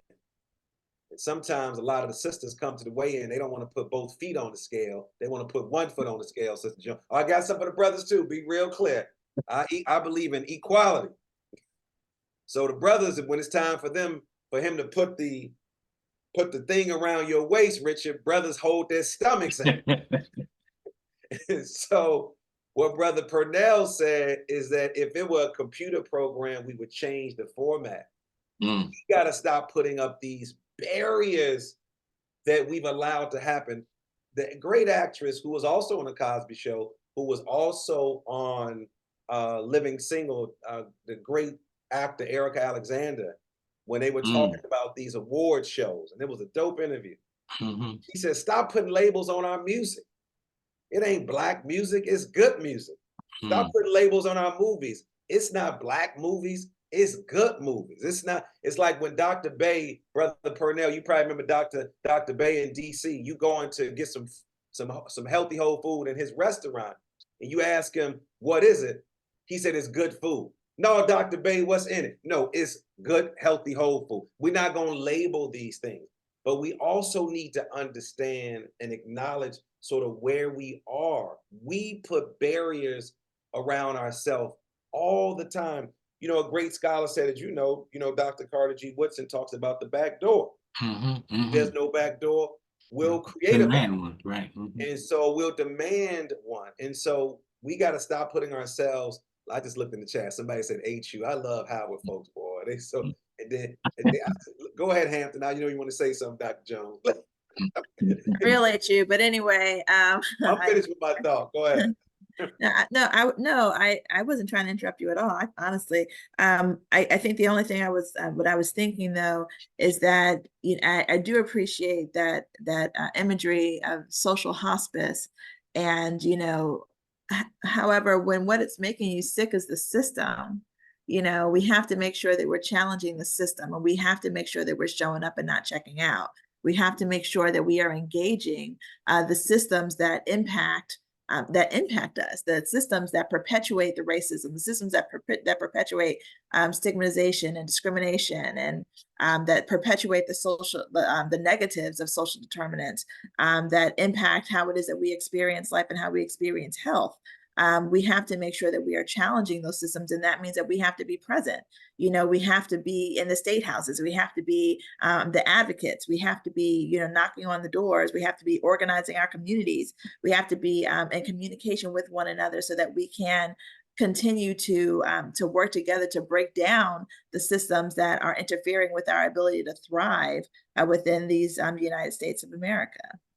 And we have to challenge them from all areas. I go back to my son, we're sitting in, he's being tested and we're going through the ADHD and all those things. And we're sitting there with the psychologist, some students in there. And the first thing that he mentions is medication. And I said to him, and I respect the process. And I turned to my son, and my son said, "Oh no, Baba, we don't do medication." we gonna start. We're vegan, we gonna start where we know first. And if we need to do that. So even us in our spaces, we have to speak up for our own children in those spaces. Because I turned to my son and said to him, so what do you think? And he was like, oh, Baba, we not doing that. And we walked out of there having that conversation because he's around spaces. And it's not to say that I'm against medication, but I'm adding on to what Dr. Jones said. We have to advocate for ourselves and for our neighbors. We know when we talk about inequities, the person who has some of the most inequitable challenges in healthcare are Black women. The research says, Dr. Reynolds and Dr. Jones, y'all better go into the doctor office together because Black men ain't going. So their research is out on us, Purnell, but they're saying that women need to go in together. Even if you have a degree, they will still challenge your degree. You got to pull out your student loan record. You got to pull out your grades to let you know that you're qualified to do what you're actually doing. So we need to advocate across the board for all of our people. And then when we go and get these diagnoses, reach out to somebody in the field and say, hey, I want to have a conversation with you. Dr. Purnell, we do it for our vehicles. If Richard is about to get a tune-up for his car, he'll call so-and-so and say, hey, man, this dude trying to get over on me. Dr. Reynolds is like, no, I got some Black folks I need you to call first. We're going to ask some questions. Don't be afraid to ask those questions because we know that we are being misdiagnosed. And our Black and brown boys, we know the research that one of our buddies said, the misdiagnosis of Black and brown boys in special education. That's the area where I spend a lot of my time because our boys are misdiagnosed and they don't have as Richard Rowe taught me, they don't have the emotional vocabulary to describe how they're feeling. So we give them words and like, no, that ain't what I'm thinking about. No, that's not what I'm thinking about. And we push those words down. So we need to advocate for everybody in these spaces. You all, this was an amazing, amazing conversation. I mean, I'm so glad we are recording this. Seriously, I mean, I don't know what we're going to do with it, but if nothing else, we've got to tease out or, extract from this conversation the salient points that you all have been making about not only the problem, causation, et cetera, but how do we move forward? How do we get out of this quagmire? How do we really move from mental illness, Brother Bruce, to mental wellness? How do we really define, what it is that we really need to be doing, changing the frequency dial, changing the programming? Grateful to you all, for sharing your wisdom, your expertise on a number of these questions. I know we have about 30 minutes left for this segment of the program. So I know if I don't get to a couple more questions, everybody's going to be mad at me at the Office of Suicide Prevention, the Black Mental Health Alliance, et cetera. So let me at least try to get to two more questions and then try to close out with, the good news or where we need to be going. And you all touched on some of that. But here's a question that's really so critical and important to me, and that is question 6 on my list, having to do with suicide. So we would be remiss if we didn't at least touch on this question, given the fact that we are bringing this to you from the Office of Suicide Prevention. Suicidal thoughts, plans, and attempts are rising among Black and brown young adults, while still lower, really Black adults, young adults, while still lower than the overall population. What do you all believe are some of the contributing factors to the rise in our young people, to this rise in our young people? What trailblazing efforts could we make as a community to address this issue or to address this rise? We often talk about taking something old and making it new again. We see this often with music in our community. So are there techniques or methods we could bring forward that could assist with reducing this rise? And then are there any protective factors that are specific to the Black community that we need to lift up and highlight, illuminate? And how might communicating ideation differ among the Black and brown community? So there's a lot in that question.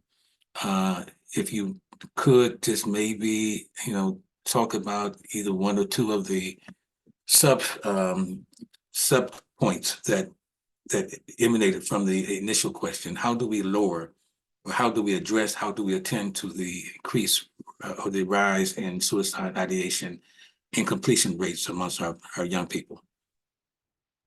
So I'll start, and I'll just say that one of the things that we have to make sure that we appreciate and really socialize in our community is that Black people do kill themselves, number one, right? And that our children are struggling.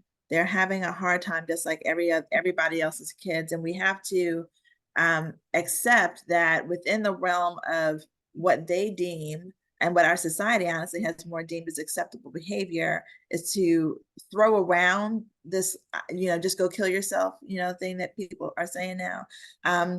But sometimes they actually mean it, and we can't like brush off the things that our kids are saying with the expectation that this is not something that's within the realm of possibility for our kids. Our kids do kill themselves, and our kids are killing themselves, and our kids are thinking about killing themselves more so than any other children that are in the community, and particularly our young children, our kids who are under the age of 12. It's hard to imagine that a baby, would be thinking about killing themselves, but our babies are actually thinking about killing themselves more so than anybody else's baby. And so I think that we have to accept that this is real. This is not somebody else's kids. It's not somebody else's problem. It's happening in our own homes. And so what do you do, with it when you accept that, this actually is something that really could happen in your own home, in your own community? Then you have to confront it. We have to not, say, I think that they're now there's, and it's interesting now, they're saying now that possibly the suicide rates have been higher for much longer than anybody thought, but they hadn't been classified or categorized in that way, or those deaths were not seen as suicides. They actually were suicides. So maybe we've been dealing with this for a lot longer than what we actually know that we've been dealing with it. But the point of the matter is, I think we have to make sure that parents appreciate that this is within the realm of reason, and it could happen. And therefore, what are you going to do about that? Now what are we as a community going to do about that? So making it that it's not imagined. This is real. This is actually really happening. I'll just stop there for a moment. So I would add, I mentioned earlier about a guy, G Herbo, and I put in the chat, who launches a mental health organization called Swerve, and I encourage you to check that out. The rise in suicidal thoughts, plans, taking their life by suicide, and attempts among Black and African Americans can be attributed, I think, to several factors. I'm going to sort of give some of those factors. One, I keep going back to systemic oppression and discrimination. That persistent experiences of systemic racism and discrimination and marginalization, we know, can lead to feelings of hopelessness. It can lead to feelings of alienation and despair among Black, African American individuals. These experiences may contribute to mental health challenges and increased risk of suicidal ideation. So I want you all to understand that there's been so much research lately about what racism is doing to our children, especially I started reading it around George Floyd's killing. The other one, I think, is lack of access to mental health resources. So you have limited access to culturally competent mental health resources and support services. It can make it difficult for Black and brown children to seek help for their mental health concerns, leading to untreated and undertreated conditions. They may escalate to suicidal thoughts and attempts. Cultural stigma. You go back to the stigma. That's why I reference someone who's culturally relevant. I reference G Herbo.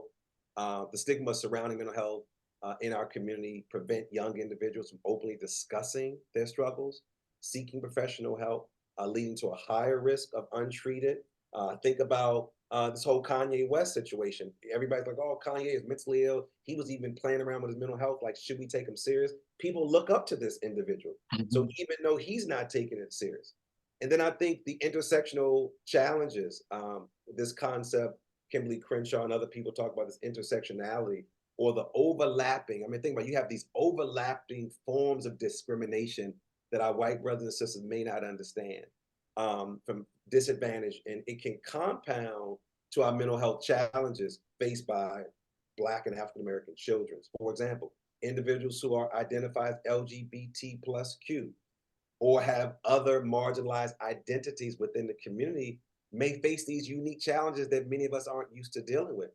And it also increased the risk of suicide, suicidal thoughts and attempts. And so I believe, Brother Purnell, that addressing these Factors requires a comprehensive approach that includes community-based support.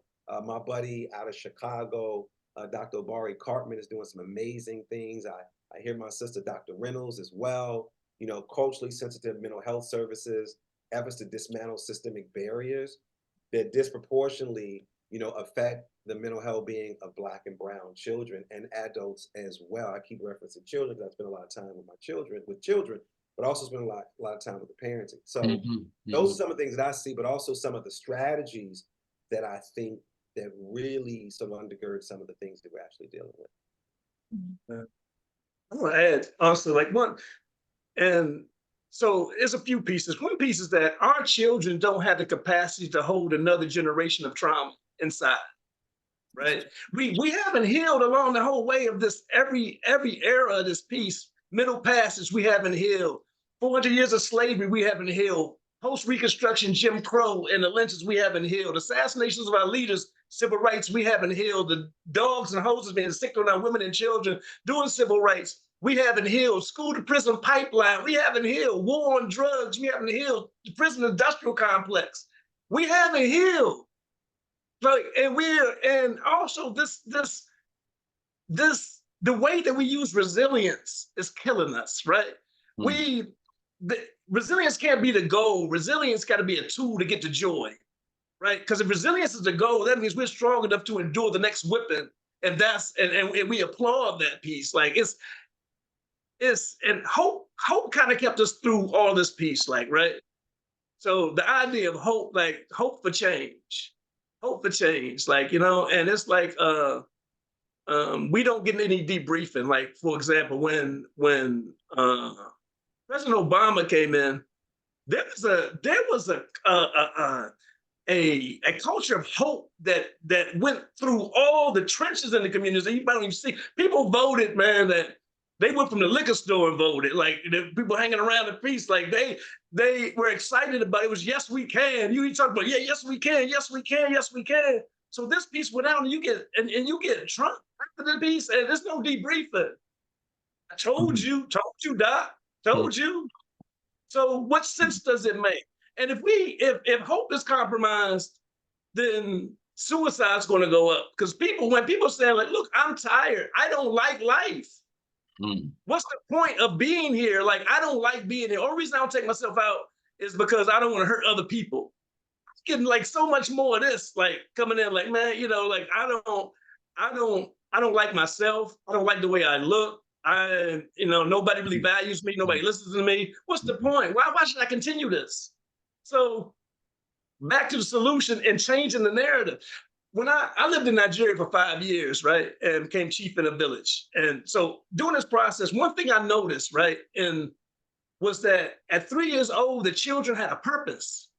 Children were doing stuff. It scared me at first because, you got trenches on both sides of the road for rainy season. And I was like, oh, this man gonna get hurt. No, they knew what they were doing. They had a role in the village that was ascribed to them by the village. The chiefs in the village described like everybody had a role. Now look at our children.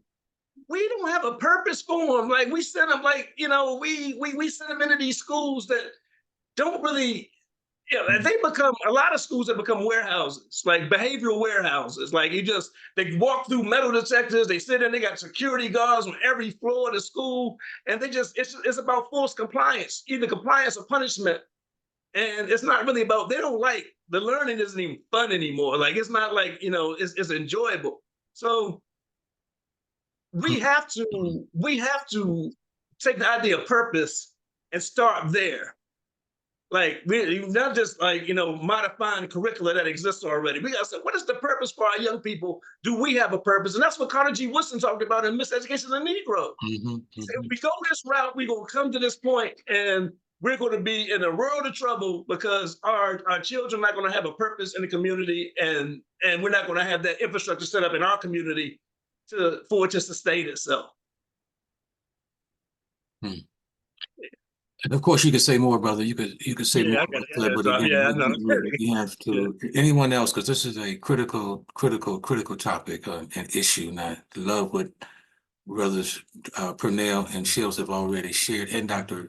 Jones, because if we don't get this right, y'all, I mean, so you just said something again, Dr. Purnell, about we don't have the capacity to, how did you frame that? To endure or to live through another, what, century? Another generation of trauma, to take Right. inside and hold another generation of trauma. Right. Wow. Okay. Okay, Dr. Reynolds, you want to chime in? You want to say something on this topic real quick? Yes, y'all are cooking. Aren't they? Mm. So many good gems being dropped. But I want to continue on what Dr. Purnell was saying regarding like the village providing purpose.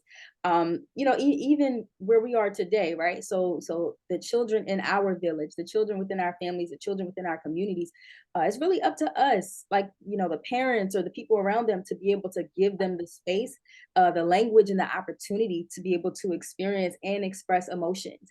I oftentimes work with young people, and one of the main complaints that I hear is that I keep my feelings inside because my mom doesn't want to hear it, or my dad acts like, you know, my feelings aren't important, right? And so when we have children who feel this way, we're ultimately sending them the message that when I experience emotion, when I try to express emotion, people don't want to hear it. And that becomes that core belief system that they have, which is unhealthy, which in turn leads to more of our children experiencing some of these suicidal thoughts and ideations that they're not sharing to their loved ones. If we're going to be able to experience a change and to be able to allow that change to be facilitated and reinforced, then we have to stop telling our kids to stop crying before I give you something to cry about. Wow, wow. And again, the programming and orientation and indoctrination process for young males, Black males in the society, are killing them, you know, killing us. It's not a week that goes past, you all, that I don't get a call from an associate, a friend, or someone who just shared with me that someone has taken their life, a young man has taken their life. We're not talking about older brothers. We're talking about a young man between the ages of 15 and 35. You know, or even younger, as Dr. Jones indicated. I mean, our babies. You know, when I was coming up, you know, suicide was something, you know, we when we heard someone killing themselves, we you know, it was always a white person, quote unquote. We didn't do that. We were lovers of life. We were basically, we basically lifted up, celebrated, honored life at some point. But as Dr. Purnell and all of you have said, you know, something has shifted, something has changed, and we better basically heal. You know, and we better figure out what that something is if we're really going to stop the carnage and stop, you know, our children from thinking that this is a solution to a temporary problem. You know, when hope disappears, when dreaming stops, when all these critical protective factors, basically, when we start to diminish their importance and significance, the home being the sacred place, the home being the first school, the home being where everything, where our humanity should be seen, respected, and valued.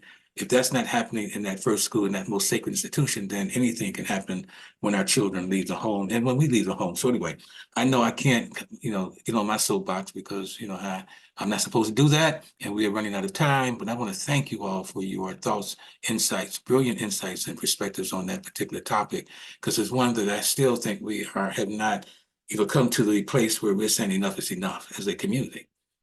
You know, when the Kenyan warriors used to greet each other with Brother Shields, they would say, Kinserian and Gera, how are the children? That was their greeting. They didn't talk about sports. They didn't talk about women. They didn't talk about, you know, this or that. They asked the question of each other, how are our children? Kinseria and Gera. And if they couldn't respond Sapati and Gera, that all the children are well, then we knew we had what work to do. So we got work to do. We have things that we must basically prioritize. And our children must become top priority in our community. And they right now are not. So with the few minutes that we have left before we try to answer some of the questions that are in the chat box, or some of the, and maybe touch on, you know, or look at some of the comments in the chat box. And of course, you can still put your questions in the chat box. We may not get to them. We more than likely will not, but we will have them to really take a look at after this is over.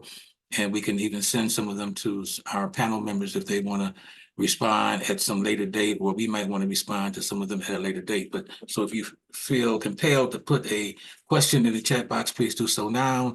I want to, in the few minutes that we have left, you know, for this segment, maybe go to the questions near the end of on my list, and they have to do with giving advice to aspiring Black mental health professionals that might be on the call, or that we might want to basically share after this is over.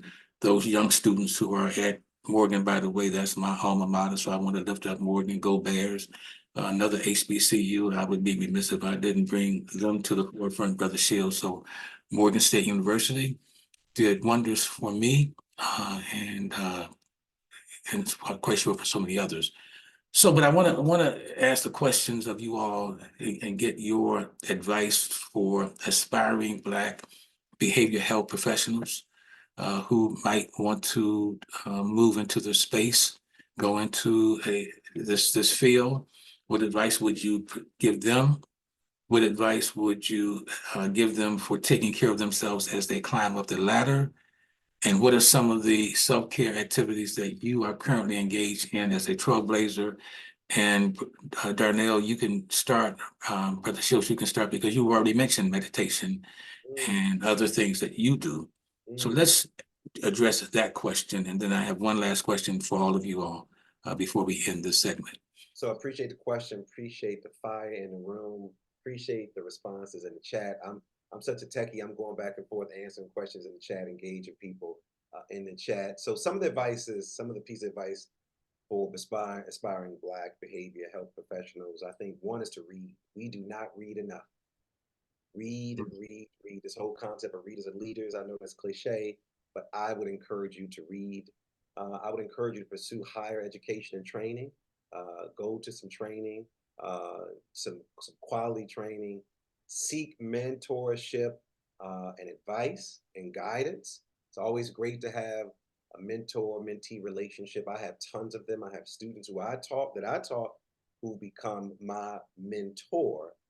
Advocate for diversity, inclusion, and belonging in the field. Be an advocate for underrepresented folks that are in there. Be an advocate for LGBTQ+, Black and brown people, women, people who are visually impaired, people who have other different abilities. Be an advocate for them. Be an advocate for them.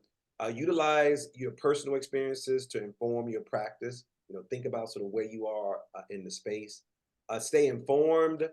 Stay informed about current research and best practices. That's really important to stay on top of your research and best practices. I know in the field I'm working with a lot of educators, they do not read.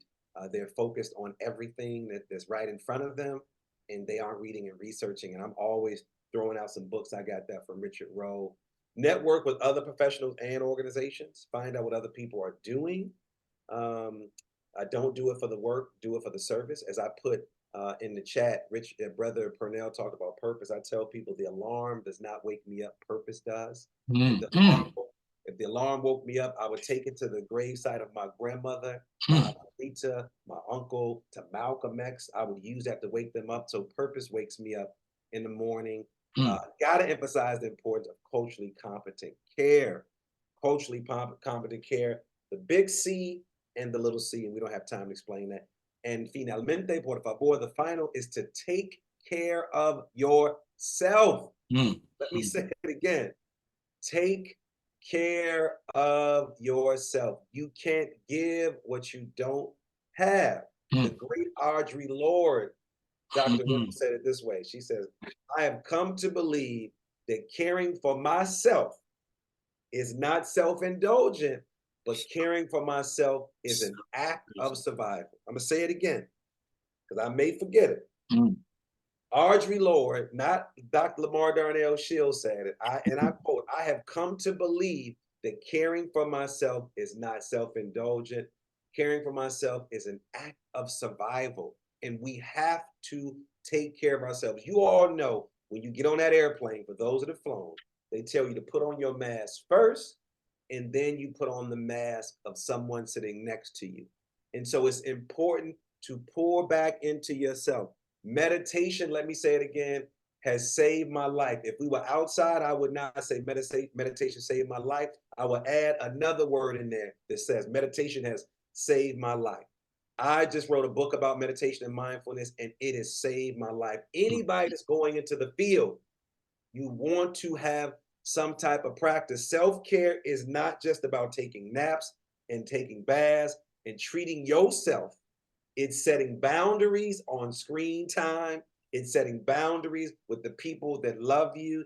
It's saying no to things that aren't good for you. Let me say it again. It's starting the day with healthy choices and ending the same way.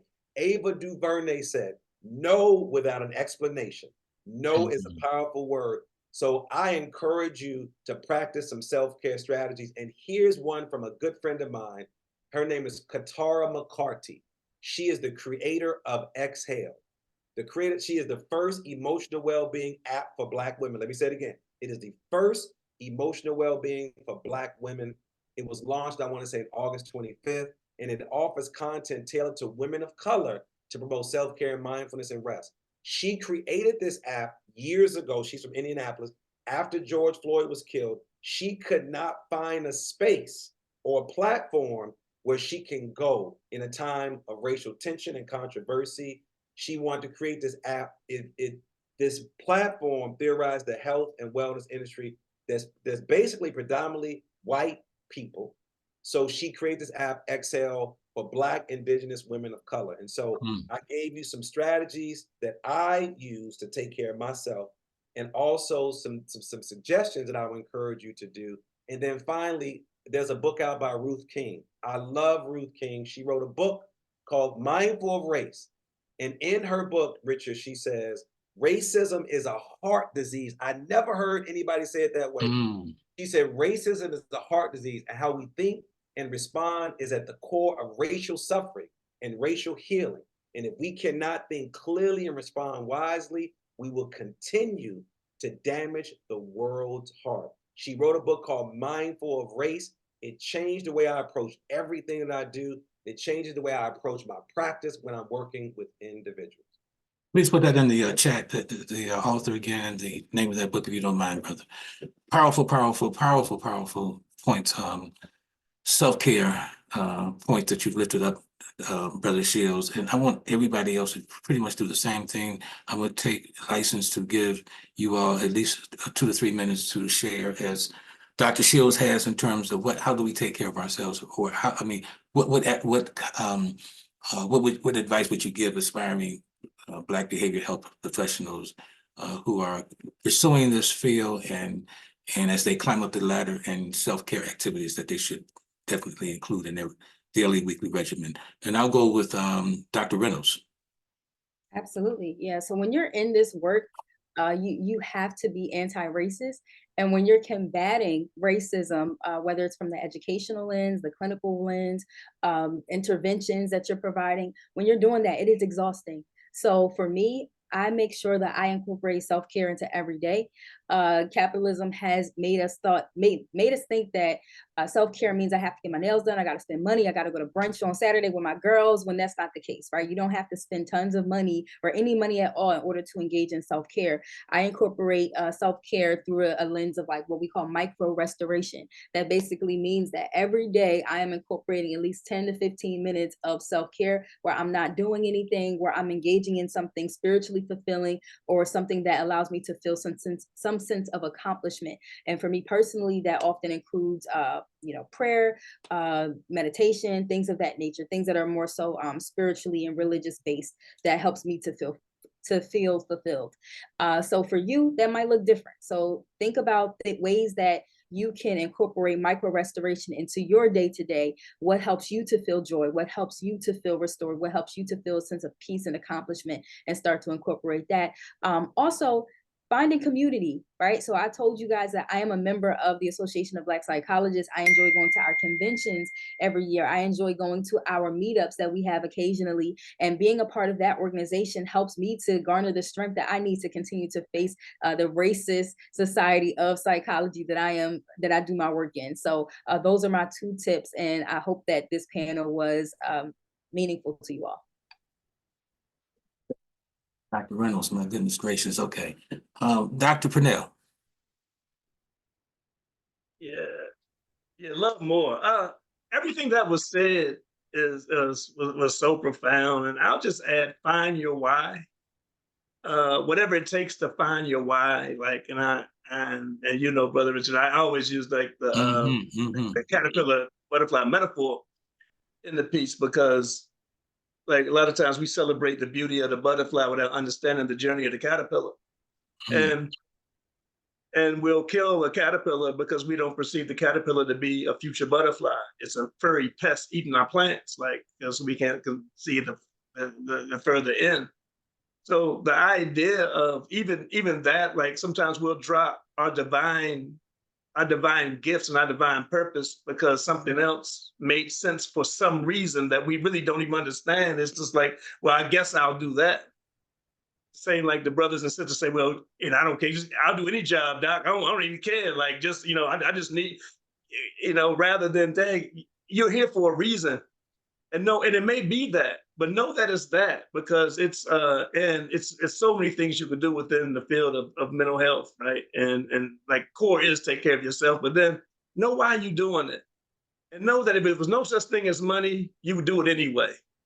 Like take it out, take that space to yourself, and just know that it's something that you love. You have passion for that piece. That's why you're pursuing it. Because if not, like you'll be in something like some people love it. Some people find that they have to change like later on, and just know like it. For me, I can imagine doing anything else. Like I love it. Like I love what I do, and it's such a blessing to love what you do. And I would do it like if for free. I would do it. Like this is why I'm here on the planet. So know that know your why, follow your why, and it's hard. It's hard to follow your why because you're getting a bunch of commercial. Like this whole society is socializing us to be consumers at the same time. So. And competing to consume the most is going on the other side while we're like now trying to find like who we are and what we're going to be. So take that time, and in meditation, you'll find it. Like when you close your eyes, you'll see what's real. So we get the opportunity to actually do that. Like Brother Shields was saying, like, take that meditation time can be everything. And if there's so many thoughts where you're having a hard time meditating, it'll come. Don't give up on it. Like just, take your time and find that sequence that ends up being your place where you can go and. Wow. And last but not least, Dr. Jones, please share. First, I just love the jewels that Brother Bruce is dropping, and the way that you say things is just so amazing. I'm just like, oh, I wish I could say it like that. I would add to everything that everybody else said, and I would say, do your own work. Physician, heal thyself, therapist, therapize thyself. Get on a couch. Everybody needs some couch time. Everybody could benefit from some couch time, from some self-exploration, letting someone else help you explore yourself. So that you know what your buttons are, your triggers are. The work is very triggering, and you have to know what your triggers are. So that way, when things come up, it doesn't derail you. It doesn't throw you off your game. It doesn't make you ineffective. It doesn't make you not want to do the work and help other people process through their own work. So I would encourage you to get your own therapist, get into therapy, if you're going to help other people in this way and in this space. I certainly agree with the spiritual practices. That's something that's important for me as well. And also studying the history of our people is I find that as a form of self-care. It gives me strength to manage the challenges and the stressors of the day. Honestly, it helps to put things into perspective. Number one is because it's nothing new. It's an old problem that we've been dealing with for a long time. And then it's okay, the challenges were so much more in your face and so much more toxic and so much more immediately deadly than they are today. It helps to put things in perspective, and that you have a lot more courage, you have a lot more strength, you have a lot more wherewithal than what you thought that you had. So I call upon the strength of my ancestors on a regular basis to deal with the challenges that confront me in this space, and the challenges that I help other people to move past or move through to address on a daily basis, or at least on the days that I'm sitting across from people. So studying my history is certainly, I think, a way of helping me to manage the challenges. And I completely agree with the importance of rest and knowing when to unplug and knowing to unplug. and what does that look like for you? And that doesn't necessarily mean unplugging from technology, because it might be that you want to watch a movie, right? It might be that you find something that feeds your soul in a technological space, but unplugging from whatever you find challenging, stressful, that unplugging from the work. Because yes, it might be a calling, but at times it is work, carrying and helping other people carry their loads and being the repository for the negative things that people experience. That is work.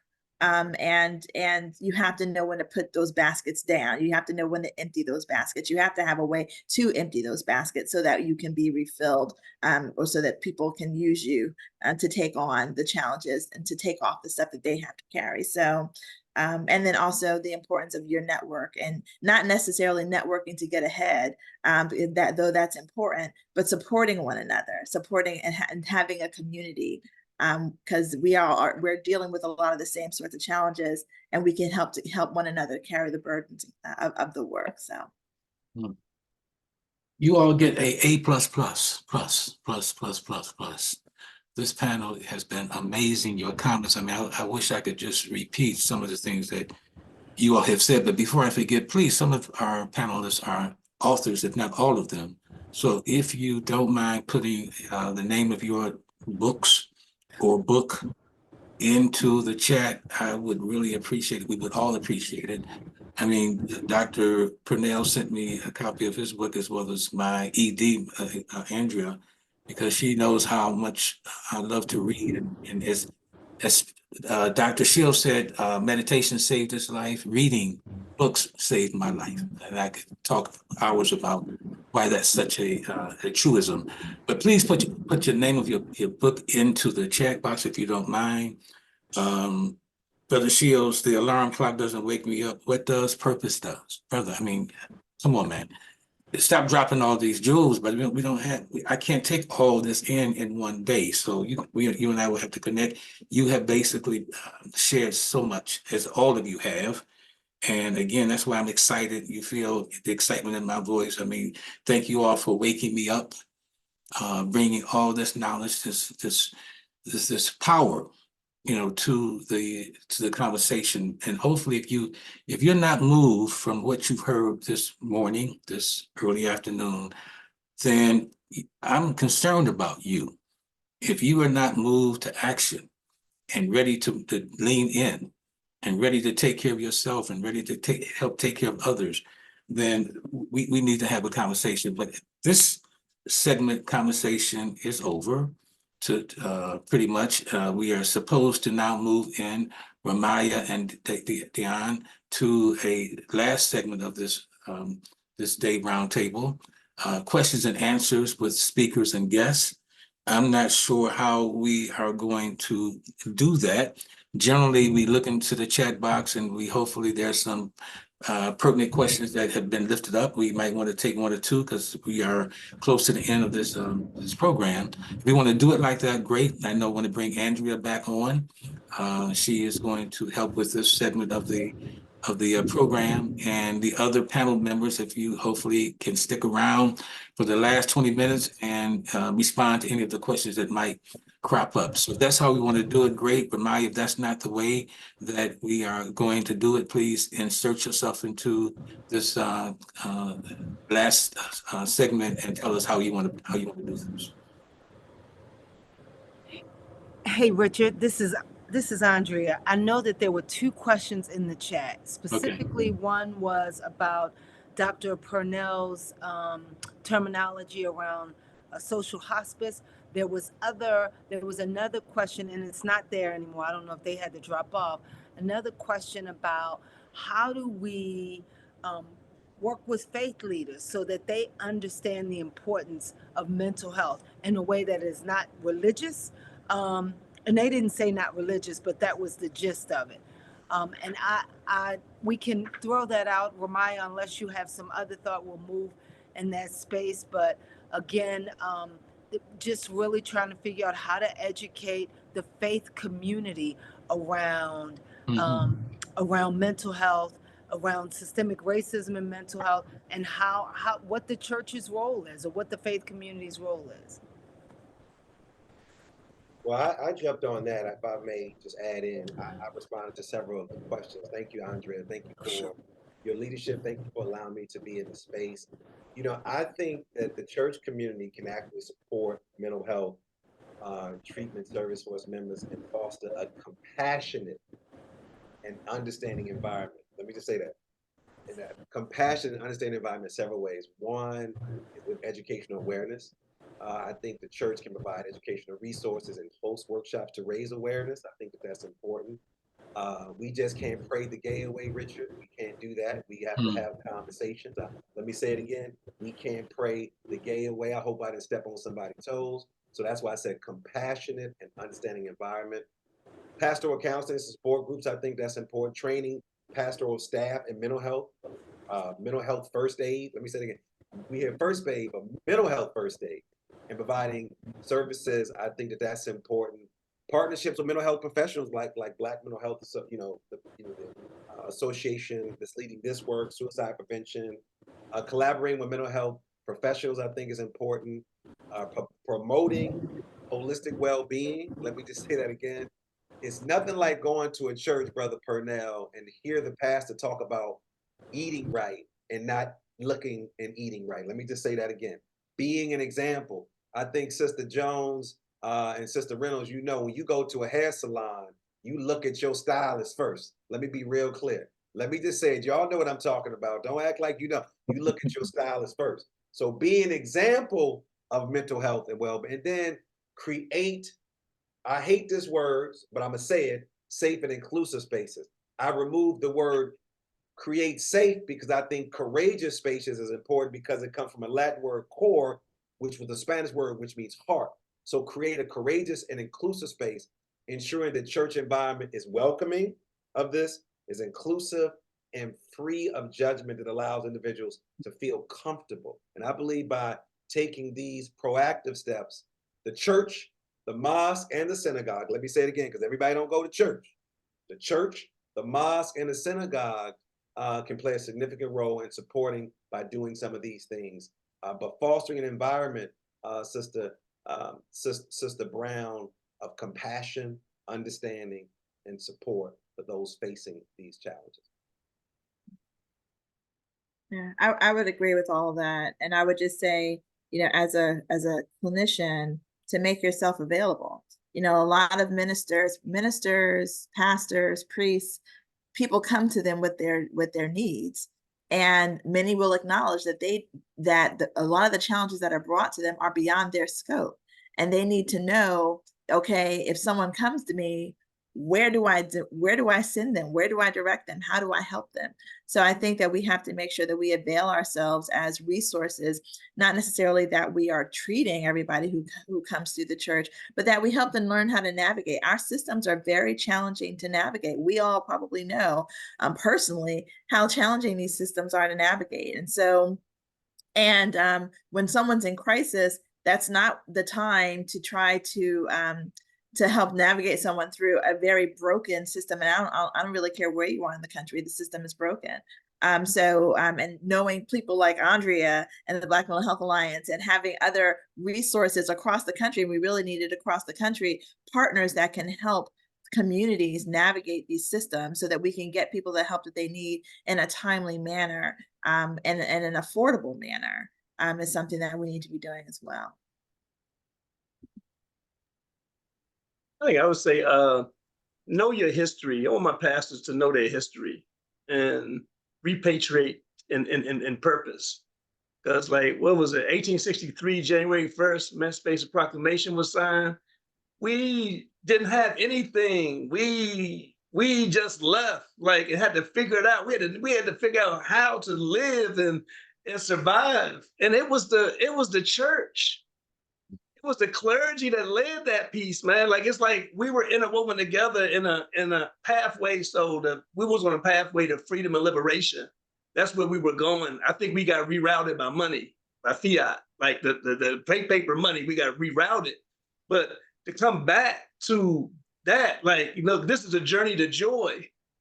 So if we're on a journey to joy, like, you gotta be interwoven into this piece, like, and we gotta, you know, leading the walk to wherever that space is. So that, I don't know how the church isn't connected to our mental wellness, because, well, I don't know how we have mental wellness without liberation. That's personally me. I don't know how we can talk about mental wellness without talking about mental liberation. And I don't think we have physical freedom without mental liberation. So we need to come together, our passage come together on one page, all of them, like Brother Shields was saying, like, whatever the denomination is, whether it's the mosque, we have Buddhists, we all over the place, we everything for real out here. Like, so we have to be able to come together, and I think universally though, liberations are universal and healing. We have to heal from past trauma. We have a birthright to be free and liberated. We have a birthright to thrive. So these are universal pieces. Forget, whatever your religion is, to come together on. And and that had to be the purpose, man. Like, we need our clergy, man. Church is closed and our children are shooting at each other, and the church is chained. So yeah, we need some help, man. Like, we need the and it was there historically. I don't know exactly what happened. Like, maybe it was doing a war on drugs, or we need to figure out what happened and bring the soul back to us. And so much that we can't have process without soul. And and soul's what separated us. We were soul brothers and soul sisters, listening to Soul Train, ate soul food. Soul was us. Like, you couldn't separate spirituality from us. Like, where's the language? Like, that's who we are.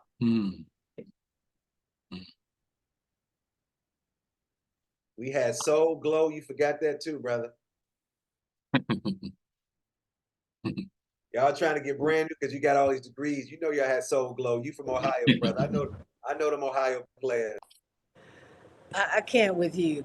There is another question in the chat. I know that we just have a few minutes left, and Richard, there is a question in the chat just about any information that any of the panelists may have on around military, supporting military folk, and regarding veterans. And is there any data around mental health in veterans?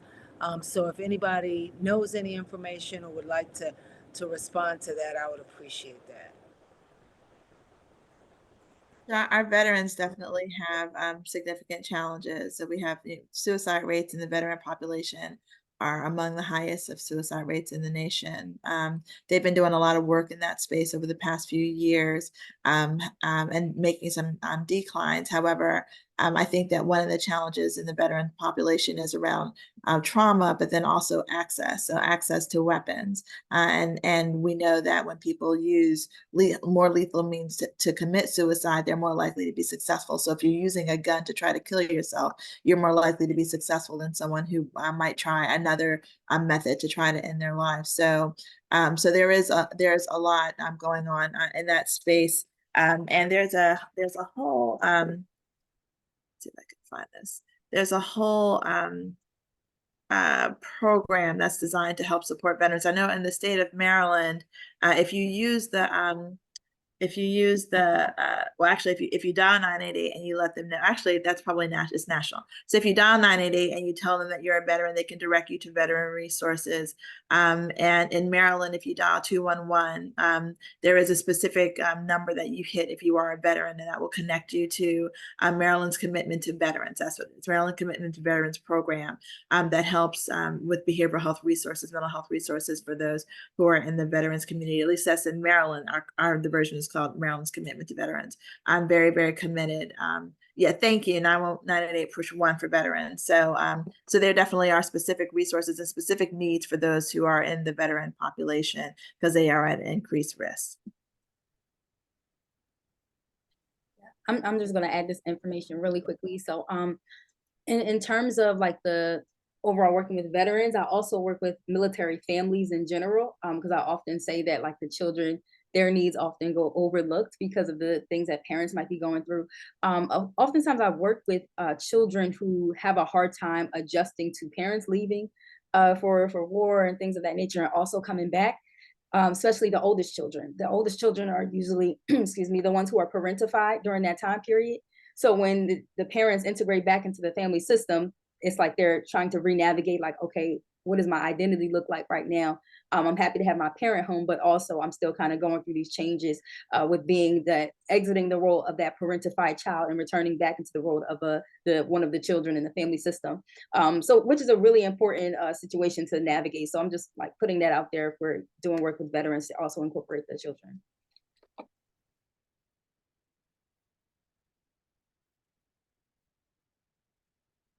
Thank you so much. I think there may be, let's see. Oh, okay. Dr. Parnell, somebody looks like they want to connect with you. They just want to have, so if you would drop your information in the chat. Again, I know that there was a inquiry earlier about your language around societal hospice. And Richard, I don't think I see, oh wait, there may be another one. Let's see if there's any more. I think that's it. I think we've answered those. And so Richard, I am happy to turn that back over to you. And if there are any other questions in the chat, and thank you so much, Dr. Lamar, for making sure I see you answering in all of the kind of chatter. So appreciate people doing that.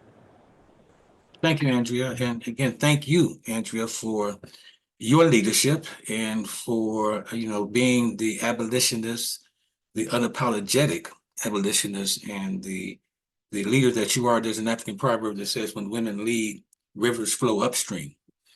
You all are doing remarkable work, are women that we must lift up and love even more. But thank you for the work that you've done at the Black Mental Health Alliance in just 4 short years.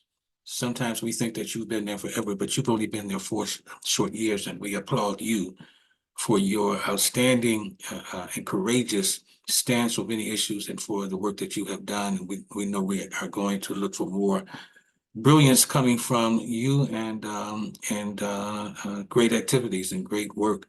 So thank you. Thank again to the Office of Suicide Prevention and the entire team.